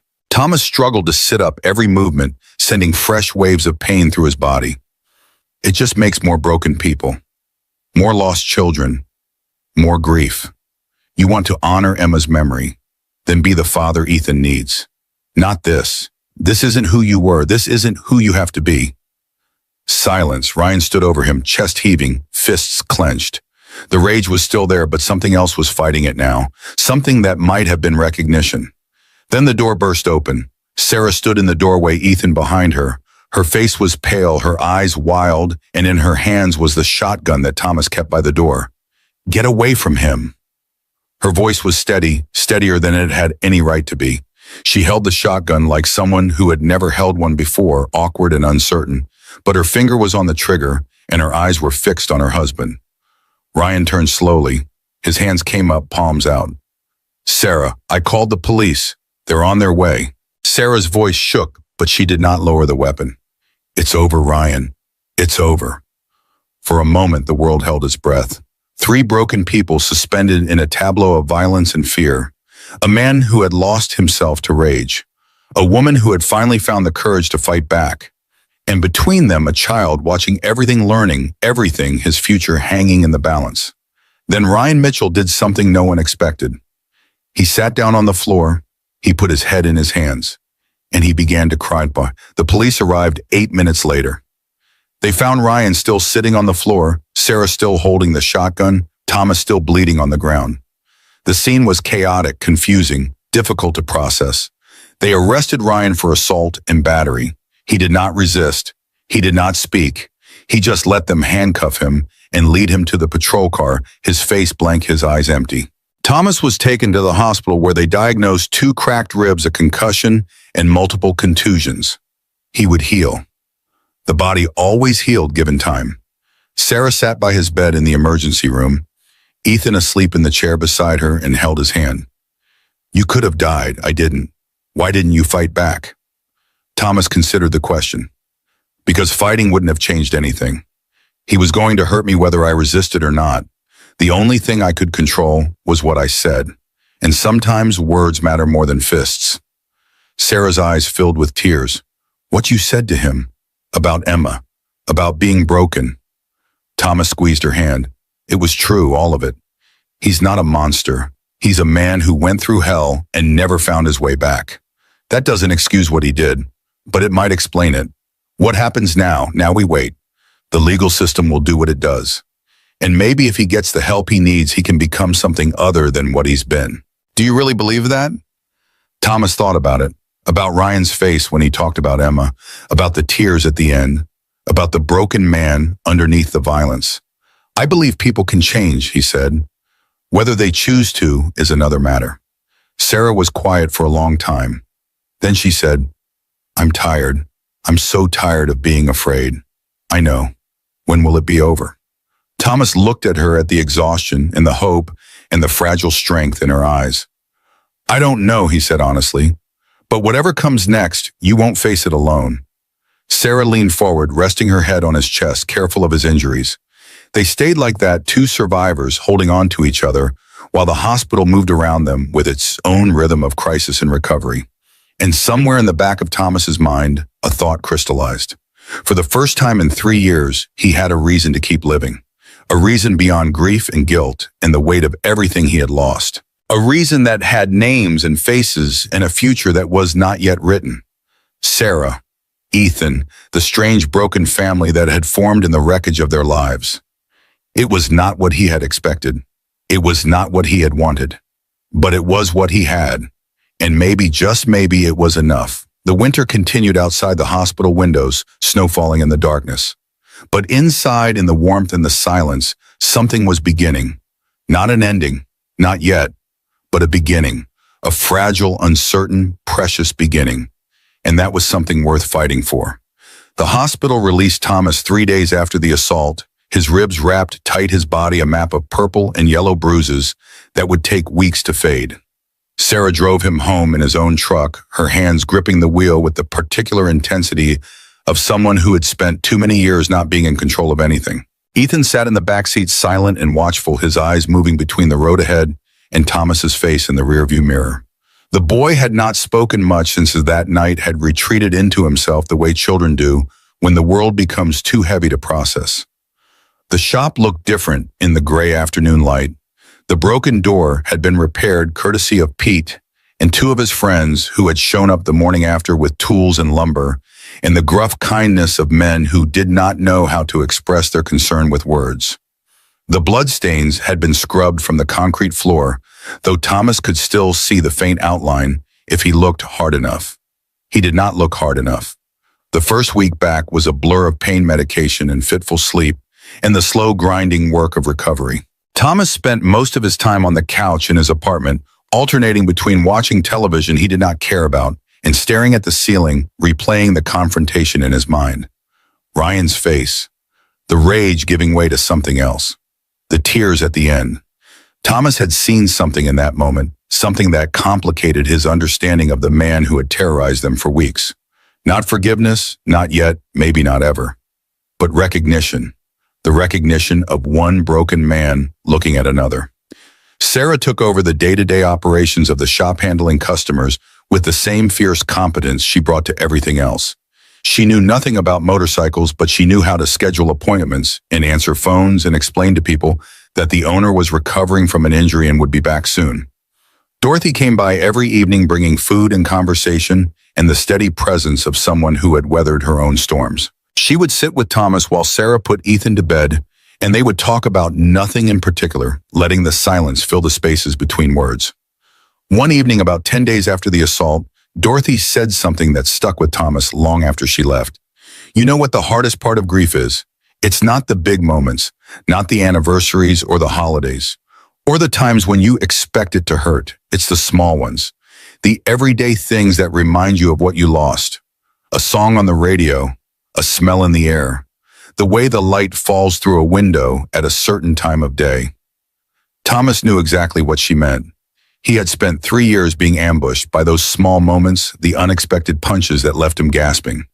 But lately, Dorothy continued, I've been watching you, and I've seen something change. You're still grieving, you always will be, but you're also living, and that's something you weren't doing before. What changed? Dorothy smiled, her eyes crinkling at the corners. You found something worth living for. Or rather, someone found you.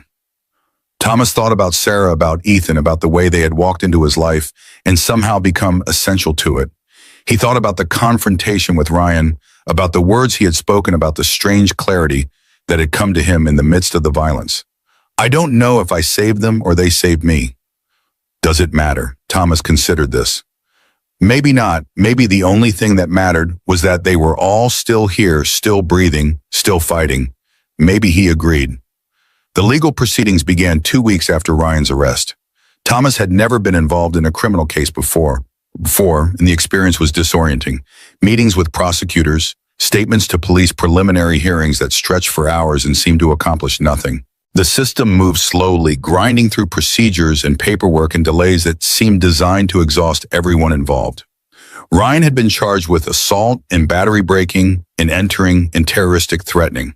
His lawyer, a slick man in an expensive suit who had driven up from Cleveland, argued that his client was a decorated veteran suffering from untreated PTSD, that the assault was an aberration, that Ryan deserved treatment, not punishment. The prosecutor, a young woman named Martinez, with sharp eyes and a sharper tongue, pushed back hard. She presented evidence of the harassment campaign, the stalking, the documented pattern of violence.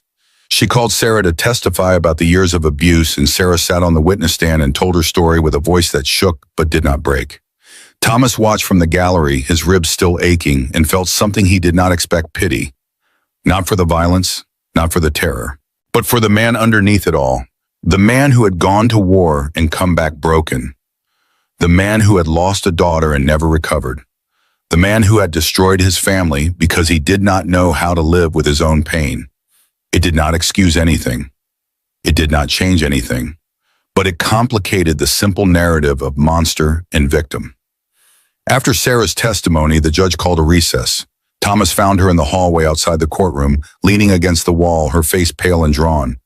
"You did good in there. I told the truth. That's all. The truth matters." Sarah looked at him, and there was something in her eyes that he had not seen before, a weariness that went deeper than exhaustion.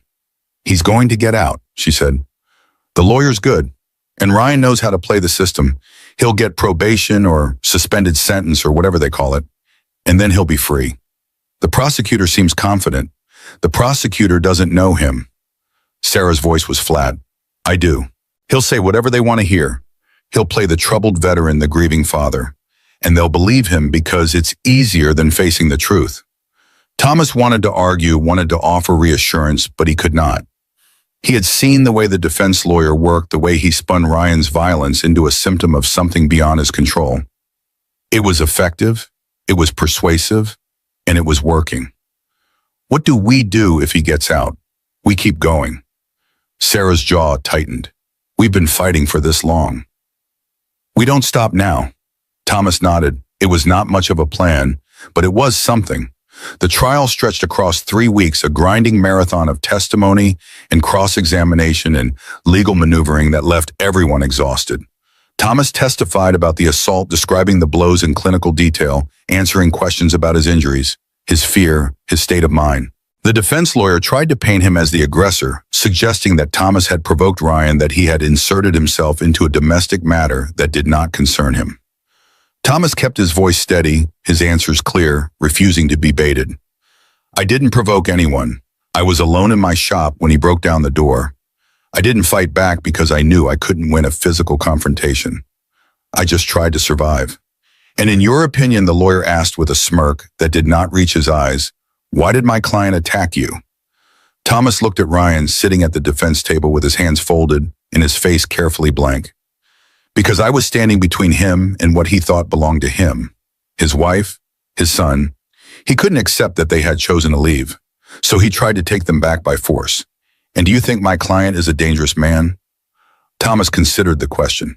He thought about everything he had learned, everything he had seen, everything he had felt in the moments when Ryan's boot was pressing down on his chest.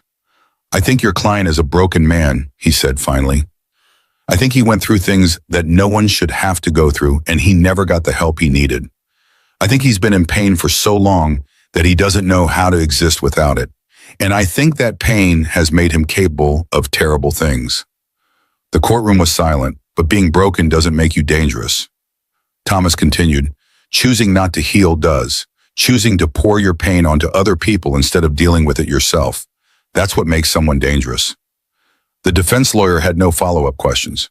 The verdict came on a Thursday afternoon, gray skies, threatening rain. Guilty on all counts. Thomas watched Ryan's face as the jury foreman read the verdict. There was no surprise there, no anger, no visible reaction at all. Just that same empty mask that Ryan had worn throughout the trial. Sentencing was scheduled for 2 weeks later. The prosecutor was asking for 5 years in state prison. The defense was pushing for probation with mandatory psychiatric treatment. The judge would decide. In the meantime, Ryan would remain in custody, his bail revoked after the guilty verdict. It was over, at least this part of it. Sarah cried when they got outside the courthouse. Not sobs, just silent tears streaming down her face as she stood in the parking lot looking up at the gray sky. Thomas stood beside her, not speaking, not touching, just present. "I thought I would feel different," she said finally. "I thought when they said guilty, I would feel free, or happy, or something." "What do you feel?" "Nothing." Sarah wiped her eyes with the back of her hand, just an empty. Thomas understood. He had felt the same way after the drunk driver who killed Jamie was convicted. He had expected closure, had expected the verdict to fill some of the void. But the void did not work that way. It did not care about justice or revenge or any of the things that humans told themselves would help. The void was its own thing. It existed independent of circumstances. And the only way to deal with it was to keep moving, to keep building, to keep finding reasons to get up in the morning. "It gets better," Thomas said. "Not today, not tomorrow, but eventually. Promise." He thought about the 3 years he had spent in the dick, the nights with the whiskey and the gun, the mornings when getting out of bed felt like climbing a mountain. "No," he said honestly, "I can't promise, but I can tell you that I'm still here. And I didn't think I would be. So maybe that's something." Sarah looked at him and something shifted in her expression. Not hope exactly, but something close to it. Maybe she agreed. The weeks between the verdict and the sentencing were strange, suspended. Thomas returned to work. His ribs mostly healed his body, slowly recovering from the damage. Customers came back, some out of loyalty, some out of curiosity, some just because they needed their motorcycles fixed, and he was the best mechanic in the county. Sarah continued working at the diner, promoted now to assistant manager. Her competence and work ethic impossible to ignore. She started saving money, talking about maybe finding an apartment of her own, something with a real kitchen and a bedroom for Ethan. Thomas told her she did not have to rush, that the room behind the shop was hers as long as she needed it. But he understood the impulse. She needed to build something of her own, something that did not depend on anyone else's charity. Ethan returned to school, slowly reintegrating into the rhythms of childhood. He still had nightmares, still flinched at loud noises, still carried the scars of everything he had witnessed. But he was also laughing again, asking questions again, being a child in all the ways that children should be.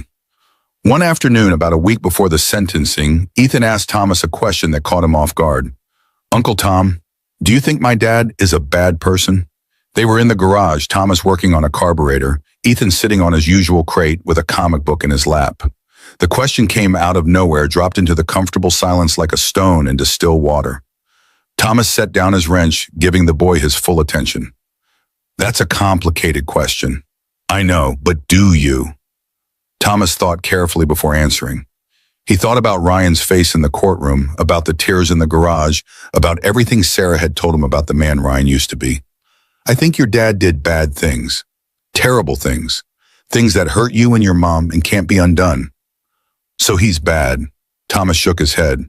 "People aren't that simple, buddy. Your dad went to war. He saw things that changed him. He lost your sister Emma, and that broke something inside him. None of that excuses what he did, but it helps explain it." Ethan's face was thoughtful, processing. "My mom says he used to be different. Before the war. Maybe he was." Thomas picked up the wrench again, needing something to do with his hands. Maybe the person he used to be is still in there somewhere, but the person he became did terrible things, and he has to face the consequences for that. Will he go to prison? Probably, for a while. And then what? Then he'll have a choice. He can try to get better to become someone different, or he can stay the same. That's up to him. Ethan was quiet for a long moment. Then he asked, "Do you think people can change?" Thomas looked at the boy, at his earnest face and worried eyes. "I think they can choose to try. Whether they succeed depends on how hard they work at it." Ethan nodded slowly, as if this answer satisfied something he had been wrestling with. "I hope he tries," the boy said quietly. "I don't want him to be the bad guy forever." Thomas felt his throat tighten. Even after everything, after all the fear and the pain and the violence, this child still wanted to believe in his father, still wanted there to be hope. Me too, buddy, Thomas said. Me too. The sentencing hearing came on a cold morning in early January. The courtroom was packed. People from Millbrook who had followed the case, reporters from regional newspapers, court observers who had nothing better to do. Thomas sat in the front row behind the prosecutor's table, Sarah beside him, their shoulders almost touching. Ryan was brought in wearing an orange jumpsuit, his wrists shackled, his face showing the effects of weeks in county jail. He looked thinner, older, diminished somehow, as if the process of being held accountable had physically reduced him. The defense lawyer made one final pitch for leniency, painting Ryan as a hero who had sacrificed his mental health in service to his country. He invoked the names of programs and treatments, promised that with proper support, Ryan could be rehabilitated. The prosecutor countered with the facts. The years of abuse, the stalking, the assault that had left Thomas with cracked ribs, the pattern of escalating violence that showed no signs of stopping on its own. Then the judge asked if Ryan wanted to make a statement. Thomas watched as Ryan rose slowly, his chains clinking. He turned to face the gallery, and for the first time since the trial began, his eyes found Sarah. I don't expect forgiveness. Ryan's voice was hoarse, barely above a whisper. I don't deserve it. What I did to you, to Ethan, to this man who was just trying to help, there's no excuse. He paused, swallowing hard. I used to be someone else, someone who believed in things, someone who wanted to make the world better. Then I went to war and I saw what humans are capable of, the cruelty, the waste, the absolute meaninglessness of it all. His hands were shaking. When I came home, I couldn't turn it off. I couldn't stop seeing the faces, couldn't stop hearing the sounds. I tried to be normal, tried to be a husband and a father, but the person I was before didn't exist anymore. And I didn't know how to tell anyone, didn't know how to ask for help.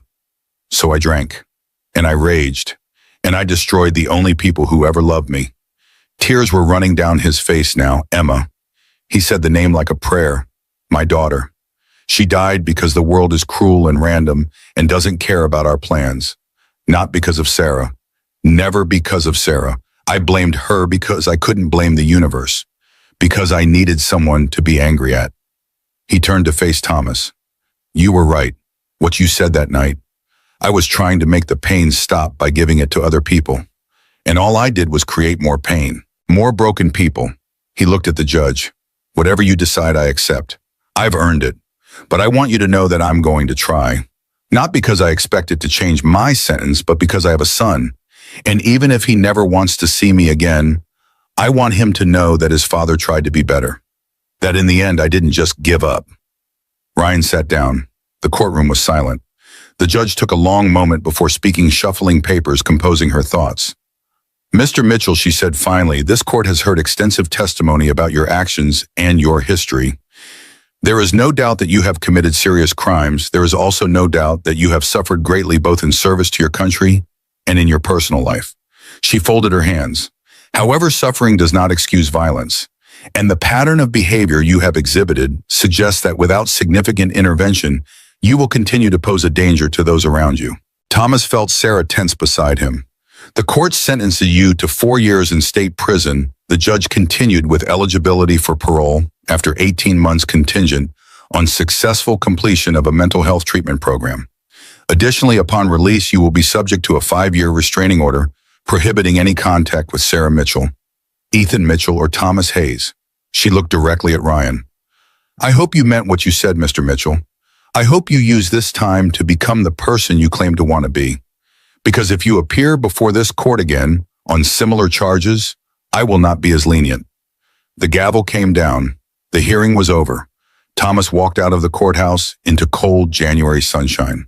Sarah was beside him, Ethan between them, the boy's hand gripping his mother's tightly. 4 years, Sarah said. Her voice was flat, processing. 18 months with good behavior, Thomas replied. Is that enough time? Thomas looked at her, at the fear and the hope fighting for dominance in her eyes. I don't know, he said honestly, but it's time, and that's more than we had before. They stood there for a moment, the three of them facing whatever came next. The trial was over. The immediate danger had passed, but the future remained uncertain, a road stretching ahead with no clear destination. What now? Sarah asked. Thomas thought about the shop, about the diner, about the small town that had become home. He thought about Friday nights at Riverside and Sunday mornings in the garage and all the ordinary moments that had somehow come to matter. Now we live, he said. We keep going. We build something worth having. Sarah looked at him, and for the first time in months, she smiled. A real smile, one that reached her eyes. That sounds like a plan. They walked to the truck together, the three of them.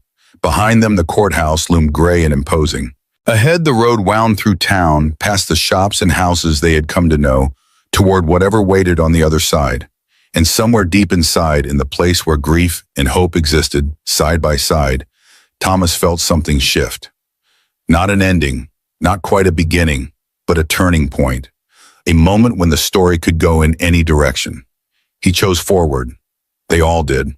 The months after the sentencing passed like water, finding its levels slowly settling into patterns that felt almost normal.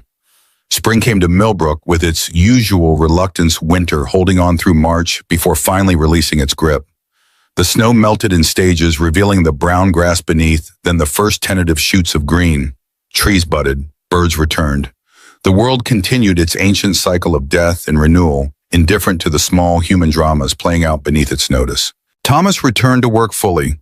His ribs healed, his body restored to something approaching its former condition. The bruises had faded weeks ago, leaving behind only the occasional twinge. When he moved wrong, a physical reminder of what had happened that grew fainter with each passing day. The shop picked up business as word spread that the drama was over. Customers who had stayed away during the worst of it began returning, some sheepish, some curious, most just needing their motorcycles fixed and not particularly caring about the personal life of the man who fixed them. Thomas welcomed them all with the same quiet professionalism he had always shown, neither inviting conversation about what had happened nor shutting it down when it arose. Sarah found an apartment in April, a small two-bedroom place above the hardware store on Main Street. It was nothing fancy, cramped kitchen and thin walls and a bathroom that required creative scheduling, but it was hers. She paid the rent with money she had earned, signed the lease with her own name, and stood in the empty living room on move-in day with tears streaming down her face. Thomas helped her move loading boxes into his truck, carrying furniture up the narrow staircase, assembling the bed frame that came in pieces with instructions written in 3 languages, none of them quite English. Ethan ran from room to room, claiming spaces, already planning where his toys would go and which corner would be best for reading. It felt like progress. It felt like healing. It felt like the beginning of something that might actually last. The Friday night dinners continued, but they had changed. Thomas still went to Riverside Diner every week, still sat in his corner booth, still ordered 2 plates of meatloaf and mashed potatoes. But now there were 3 plates instead of 2, and the seats across from him were no longer empty. Sarah and Ethan joined him most weeks, their presence transforming the ritual from an act of mourning into something else entirely. The booth that had once been a shrine to grief became a gathering place for this strange family they had assembled, bound not by blood but by circumstance and choice. Dorothy watched these transformations with quiet satisfaction. She never commented directly, never drew attention to the changes she observed, but Thomas caught her smiling sometimes when she brought their food, a particular warmth in her eyes that had not been there before. One evening in late May, after Ethan had fallen asleep in the booth with his head on his mother's lap, Dorothy slid into the seat beside Thomas and spoke in a low voice. "You know what I see when I look at you now." Thomas raised an eyebrow, waiting. "I see a man who figured out the secret." "What secret?" "That grief and joy can exist in the same heart. That loving someone new doesn't mean forgetting someone old. That moving forward isn't the same as moving on." Thomas looked at the blue backpack still hanging on its hook, faded and worn, but still present. Beside it hung a red backpack, newer, brighter, belonging to a living child who used it every day for school. "I didn't figure anything out. Things just happened." Dorothy shook her head. "Things don't just happen. People make choices. You chose to help a stranger when you could have looked away. You chose to keep fighting when you could have given up. You chose to build something new instead of staying buried in the rubble of the old." She patted his hand. "That's not nothing, Tom. That's everything." Summer arrived hot and heavy, the Ohio humidity settling over Millbrook like a wet blanket. Thomas installed a window air conditioning unit in the garage, the ancient machine rattling and groaning, but managing to keep the temperature bearable. Ethan spent his summer vacation at the shop just as he had done the year before. But the boy who sat on the overturned crate now was different from the frightened child who had first arrived. He laughed more easily. He asked questions without hesitation. He moved through the world with the particular confidence of a child who knew he was safe. The nightmares had mostly stopped. Sarah reported that he slept through the night now most nights, and when bad dreams did come, they were the ordinary monsters of childhood, not the specific terrors of his past. One afternoon, while Thomas was showing Ethan how to change oil, the boy asked a question that had clearly been building for some time. "Uncle Tom, are you and my mom going to get married?" Thomas nearly dropped the oil filter. He looked at Ethan at the earnest curiosity in the boy's face and felt the weight of the question. "What makes you ask that? Jimmy Patterson said that when a man and a woman live together, they're supposed to get married. He said it's weird that you don't." Thomas set down the filter, giving the conversation his full attention. "Your mom doesn't live with me anymore. She has her own apartment." "I know, but we still come here all the time. And you come to our place for dinner, and you're always around." Ethan's forehead wrinkled. "It feels like we're a family, but Jimmy says families have to be married." Thomas considered how to explain something that he was not sure he fully understood himself. "Families come in lots of different shapes, buddy. Some have a mom and a dad who are married. I'm bad at them. Some have two moms or two dads. Some have grandparents raising kids or aunts and uncles or just one parent doing everything. What shape is our family?" Thomas thought about it. "I guess we're the kind of family where people choose each other. Your mom and I aren't married and we're not going to be. But we care about each other. We help each other. We show up when things are hard, like when my dad came, like when your dad came." Thomas held the boy's gaze. Family isn't about what you call each other or whether there's a piece of paper that says you belong together. It's about who you can count on, who shows up, who stays.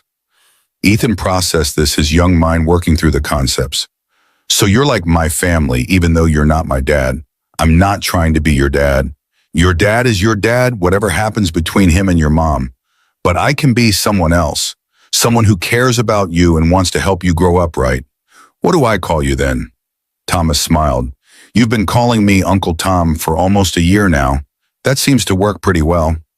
Ethan grinned, the tension breaking. "Okay, Uncle Tom. Can we finish changing the oil now?" They returned to the lesson, but something had shifted. The conversation had named what they were to each other, had given shape to the undefined relationship that had grown between them. It was not father and son. It was not replacing what had been lost. It was something new, something that existed on its own terms, and that was enough. The letter arrived in August, forwarded from the state prison where Ryan Mitchell was serving his sentence. Sarah brought it to Thomas, her hands trembling, the envelope unopened. She stood in the doorway of the shop, backlit by summer sunshine, and held it out like something that might explode. "It's from him." "I don't know if I should read it." Thomas wiped his hands on a rag, studying her face. "Do you want to read it?"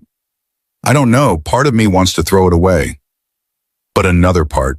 She trailed off, unable to articulate what the other part wanted. "You could let me read it first. Tell you what it says." Sarah considered this, then shook her head. "No, if I'm going to read it, I should read it myself. I'm just scared of what it says, of what I might feel." Thomas understood. The complexity of emotions that Ryan evoked could not be easily categorized. He had been her husband, the father of her children, the man she had once loved enough to marry. He had also been her abuser, her tormentor, the source of years of fear and pain. Both things were true. Both things would always be true. Whatever it says, Thomas told her, it doesn't change anything. "You're safe. Ethan's safe. He can't hurt you from in there." Sarah nodded slowly. She tore open the envelope, extracted the single sheet of paper inside, and began to read. Thomas watched her face as her eyes moved across the words. He saw surprise, then confusion, then something that might have been sadness. When she finished, she lowered the letter and stood in silence for a long moment. "What does it say?" Sarah handed him the letter. He took it, unfolded it, and read. The handwriting was cramped and careful, the penmanship of someone who had not written much by hand in years. The words were simple, direct, without the manipulative undertones that Thomas had half expected. "Sarah, I am in a program here for veterans with PTSD. For the first time, I am talking about what happened to me, what I saw, what I did. It does not excuse anything, but it helps me understand. I was broken and I broke you and Ethan instead of asking for help. That was wrong. I will spend the rest of my life knowing it was wrong. I am not asking you to forgive me. I am not asking for another chance. I just want you to know that I am trying to become someone different. Someone who deserves to be Ethan's father even if I never get to see him again. Tell him I love him. Tell him I am sorry, Ryan. Thomas folded the letter and handed it back. What do you think? Sarah asked. I think it's a start. Whether it leads anywhere depends on what he does next. Should I write back? Thomas shook his head. That's not my decision to make. It's yours.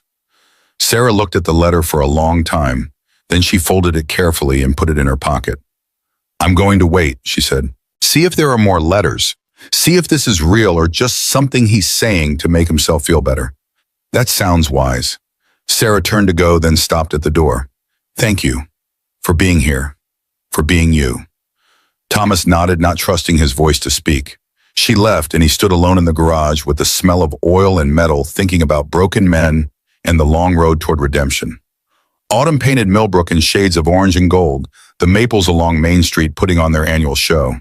Thomas watched the leaves change from the window of his shop, marking time by the progression of colors. The anniversary approached without fanfare. 1 year since Sarah and Ethan had walked into the diner. 1 year since his life had changed in ways he could never have predicted. He thought about marking it, somehow doing something to acknowledge the significance. But in the end, he decided that the best way to honor the anniversary was simply to live it. To show up for another Friday night dinner, another Saturday morning with Ethan in the garage, another ordinary day in the extraordinary life they had built. Sarah seemed to have the same idea.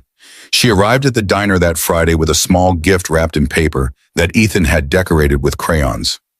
1 year, she said, placing the package in front of Thomas. I wanted to get you something. Thomas unwrapped it carefully, peeling back the crayon-covered paper to reveal a picture frame. Inside was a photograph he had never seen before. Sarah, Ethan, and Thomas sitting in this very booth, laughing at something that the camera had not captured. Dorothy must have taken it without their knowledge, preserving a moment of genuine happiness. When was this? About a month ago. Dorothy gave it to me, said she thought you might want it. Thomas studied the photograph. His own face was almost unrecognizable, not because of physical changes, but because of the expression. He was smiling, really smiling, the kind of smile that came from somewhere deep and genuine. I don't have any pictures of us, Sarah continued. Of whatever we are, I wanted one, and I thought you might want one too. Thomas set the frame on the table between them, angling it so they could both see. Thank you, he said, and the words felt inadequate, but he did not have better ones. Ethan appeared at that moment, sliding into the booth with the particular energy of a 7-year-old who had been released from the constraint of walking slowly. What's that? He pointed at the frame. A picture of us, Thomas said. Ethan studied it with the critical eye of someone who took such things very seriously. I look weird. You look like yourself. I don't look weird. No, Thomas agreed. You don't look weird. The boy grinned, satisfied, and turned his attention to the menu he already knew by heart. Dorothy brought their food without being asked. 3 plates of meatloaf and mashed potatoes, extra gravy on the side for Ethan, exactly as it had been every Friday for months now. Special occasion, she asked, nodding at the photograph. Anniversary, Sarah said. 1 year. Dorothy's face softened. 1 year. She shook her head slowly. Feels like longer, in a good way. She walked away and the 3 of them ate together in the diner filled with the comfortable sounds of people being together. After dinner, they walked back to Sarah's apartment. The night was cool, autumn asserting itself, and Ethan ran ahead, kicking through piles of fallen leaves with the abandon of childhood. Thomas and Sarah walked side by side, not touching, but close enough that their shoulders occasionally brushed. What are you thinking about? Sarah asked. Thomas considered the question. Honestly, I'm thinking about how different everything is. A year ago, I was eating alone in that booth, waiting to die, without having the courage to actually do it. Now what? Now I have something to live for. Sarah was quiet for a moment. Then she said, me too. They reached the apartment building, and Ethan came running back, leaves stuck in his hair, and a grin on his face. Can Uncle Tom come up? Can he read me a story? Thomas looked at Sarah, who nodded. If he wants to, she said, I want to. They climbed the stairs together, 3 people who had found each other in the wreckage of their lives. Not a traditional family, not what any of them had planned or expected, but real and present and enough. The winter that followed was milder than the year before, the cold arriving late and leaving early. Thomas used the extra time to catch up on projects that had been neglected, repairing equipment and reorganizing the shop, and making improvements that he had put off for years. Sarah got a promotion at the diner, taking over as manager when the previous manager retired. The increased responsibility came with increased pay, and she began talking about saving for a house, something small but permanent, a place that would truly be her own. Ethan finished first grade with good marks and better friends. He had integrated fully into the social fabric of Millbrook, becoming just another kid in a small town, his troubled past unknown to classmates who only saw the cheerful boy who asked too many questions and laughed too easily. Letters from Ryan continued to arrive, one every month or so. Sarah read them all, never responding, never discarding them either. She kept them in a shoebox in her closet, documentation of a man's attempt to change himself. The letters grew more coherent as the months passed, more self-aware. Ryan wrote about his therapy sessions, about the things he was learning, about the guilt he carried. He never asked for forgiveness. He never pleaded for another chance. He just reported on his progress like someone filing regular updates on a project that might never be completed. One day in early spring, Sarah brought one of the letters to Thomas. "He's being released next month," she said. "Early for good behavior. He finished the treatment program. They say he's made genuine progress." Thomas set down the wrench he was holding. "How do you feel about that?" "Scared." Sarah's voice was small. "But also, I don't know, something else." "What kind of something else?" "I think he might actually be different." "The letters, they don't sound like him. The old him, I mean. They sound like someone who's actually thinking about what they did instead of just making excuses." Thomas considered this. People can change, it happens, but it takes more than letters to prove it. "I know." Sarah rubbed her arms as if cold. "He wants to see Ethan. When he gets out, not right away. He says he'll wait until Ethan is ready. However long that takes. What does Ethan want?" "I haven't told him yet. I wanted to talk to you first." Thomas was touched by this, by the way she had come to value his opinion, to include him in decisions that were not technically his to make. "What do you want?" he asked. "I want Ethan to have a chance at a relationship with his father. A real one. But I also want him to be safe, and I don't know how to have both." Thomas thought about his own father, about the complicated love that had existed between them. He thought about Jamie, about all the conversations they would never have, all the chances that had been stolen. "Maybe you start small," he suggested. "Supervise visits, public places, see how it goes. And if it goes badly, then you stop. You're the parent. You get to decide." Sarah nodded slowly, absorbing this. "Will you be there for the first meeting, in case?" Thomas did not hesitate. "Of course." She smiled, a relief flooding her features. "Thank you. I don't think I could do this alone." "You're not alone," Thomas said. "That's the point." The first meeting happened in June in the park at the center of town. Ryan arrived looking thin and pale, the prison pallor still clinging to his skin. He moved carefully, as if uncertain of his right to occupy space in the world. His eyes found Ethan immediately, and something passed across his face, something raw and vulnerable that Thomas had never seen before. Ethan stood between his mother and Thomas, holding both their hands. He had agreed to the meeting after long conversations with Sarah, after careful preparation and many questions. He had decided that he wanted to see, his father wanted to know if the man had really changed.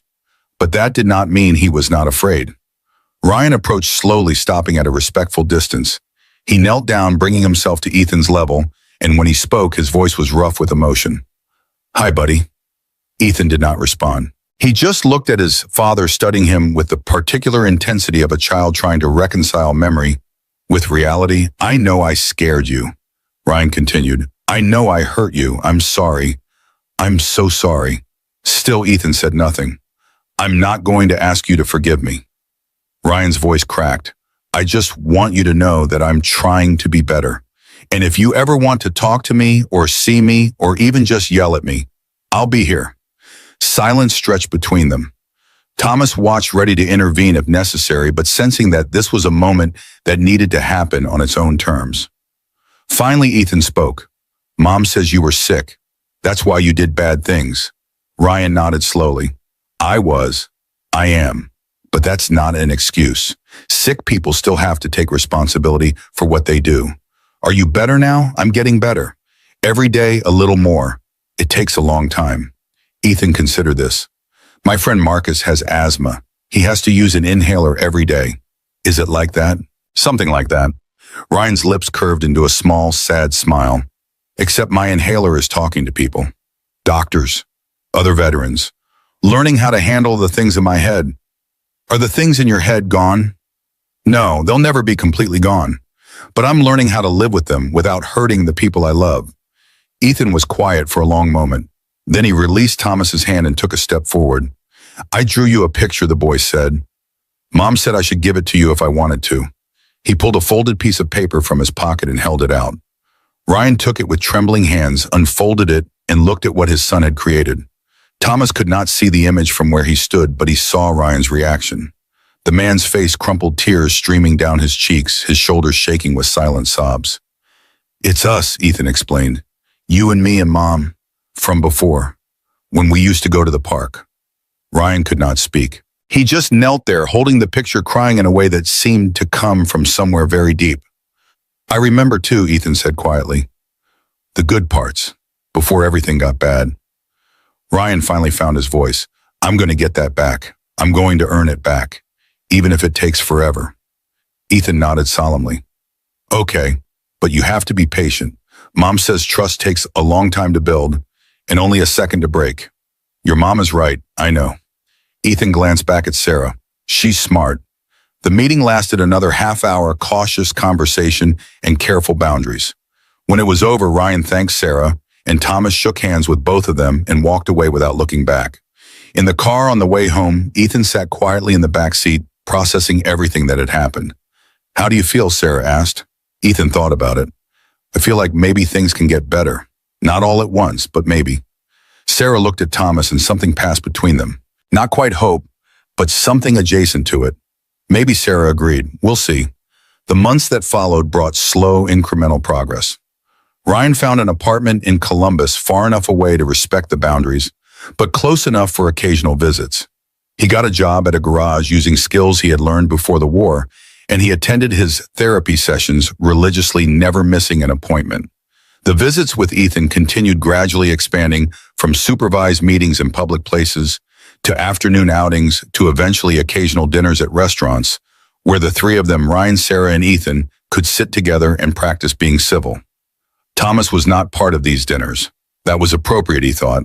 Whatever Ryan and Sarah needed to work out between them, whatever relationship they would eventually have as co-parents, it needed to be theirs.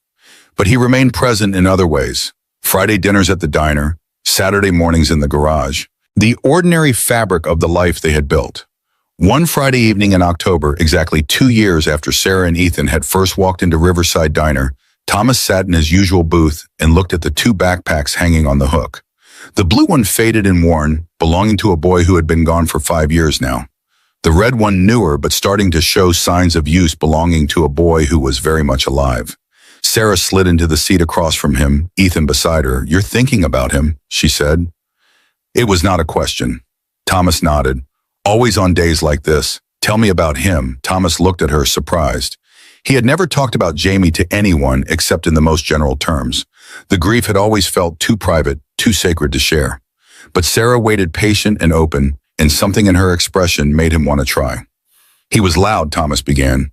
Could never do anything quietly. Always running, always yelling, always making his presence known. The words came slowly at first, then faster, a dam breaking. He told her about Jamie's laugh, about his obsession with superheroes, about the way he would ask questions without waiting for answers. He told her about the Friday night dinners, about the extra gravy, about the mess that always followed. He told her about the accident, about waking up in the hospital, about the 3 years of darkness that followed. And he told her about the night she had walked into the diner, about the second plate of food, about the moment when he had decided to help a stranger and accidentally saved himself. When he finished, Sarah's eyes were wet with tears. Thank you, she said. For telling me, thank you, Thomas replied, for listening. Ethan had been quiet throughout, absorbing the story with the particular attention of a child who understood that something important was happening. Uncle Tom, he said finally, is it okay if I say something? Of course, I think Jamie would have liked me, and I think I would have liked him. Thomas felt his throat tighten. Yeah, buddy, I think so too. Maybe we can be like brothers, even though he's not here anymore. Like honorary brothers. Thomas looked at this boy who had come into his life through chance and circumstance, who had somehow become essential to his existence. I'd like that, he said. I think Jamie would too. Dorothy arrived with their food, 3 plates of meatloaf and mashed potatoes, extra gravy on the side. She set them down with her usual efficiency, then paused, looking at the 3 faces around the table. You know what I see, she said. Thomas smiled. What do you see? I see a family. She walked away and they ate together, and outside the window the autumn leaves fell in their ancient dance of endings and beginnings. The food was good. The company was better.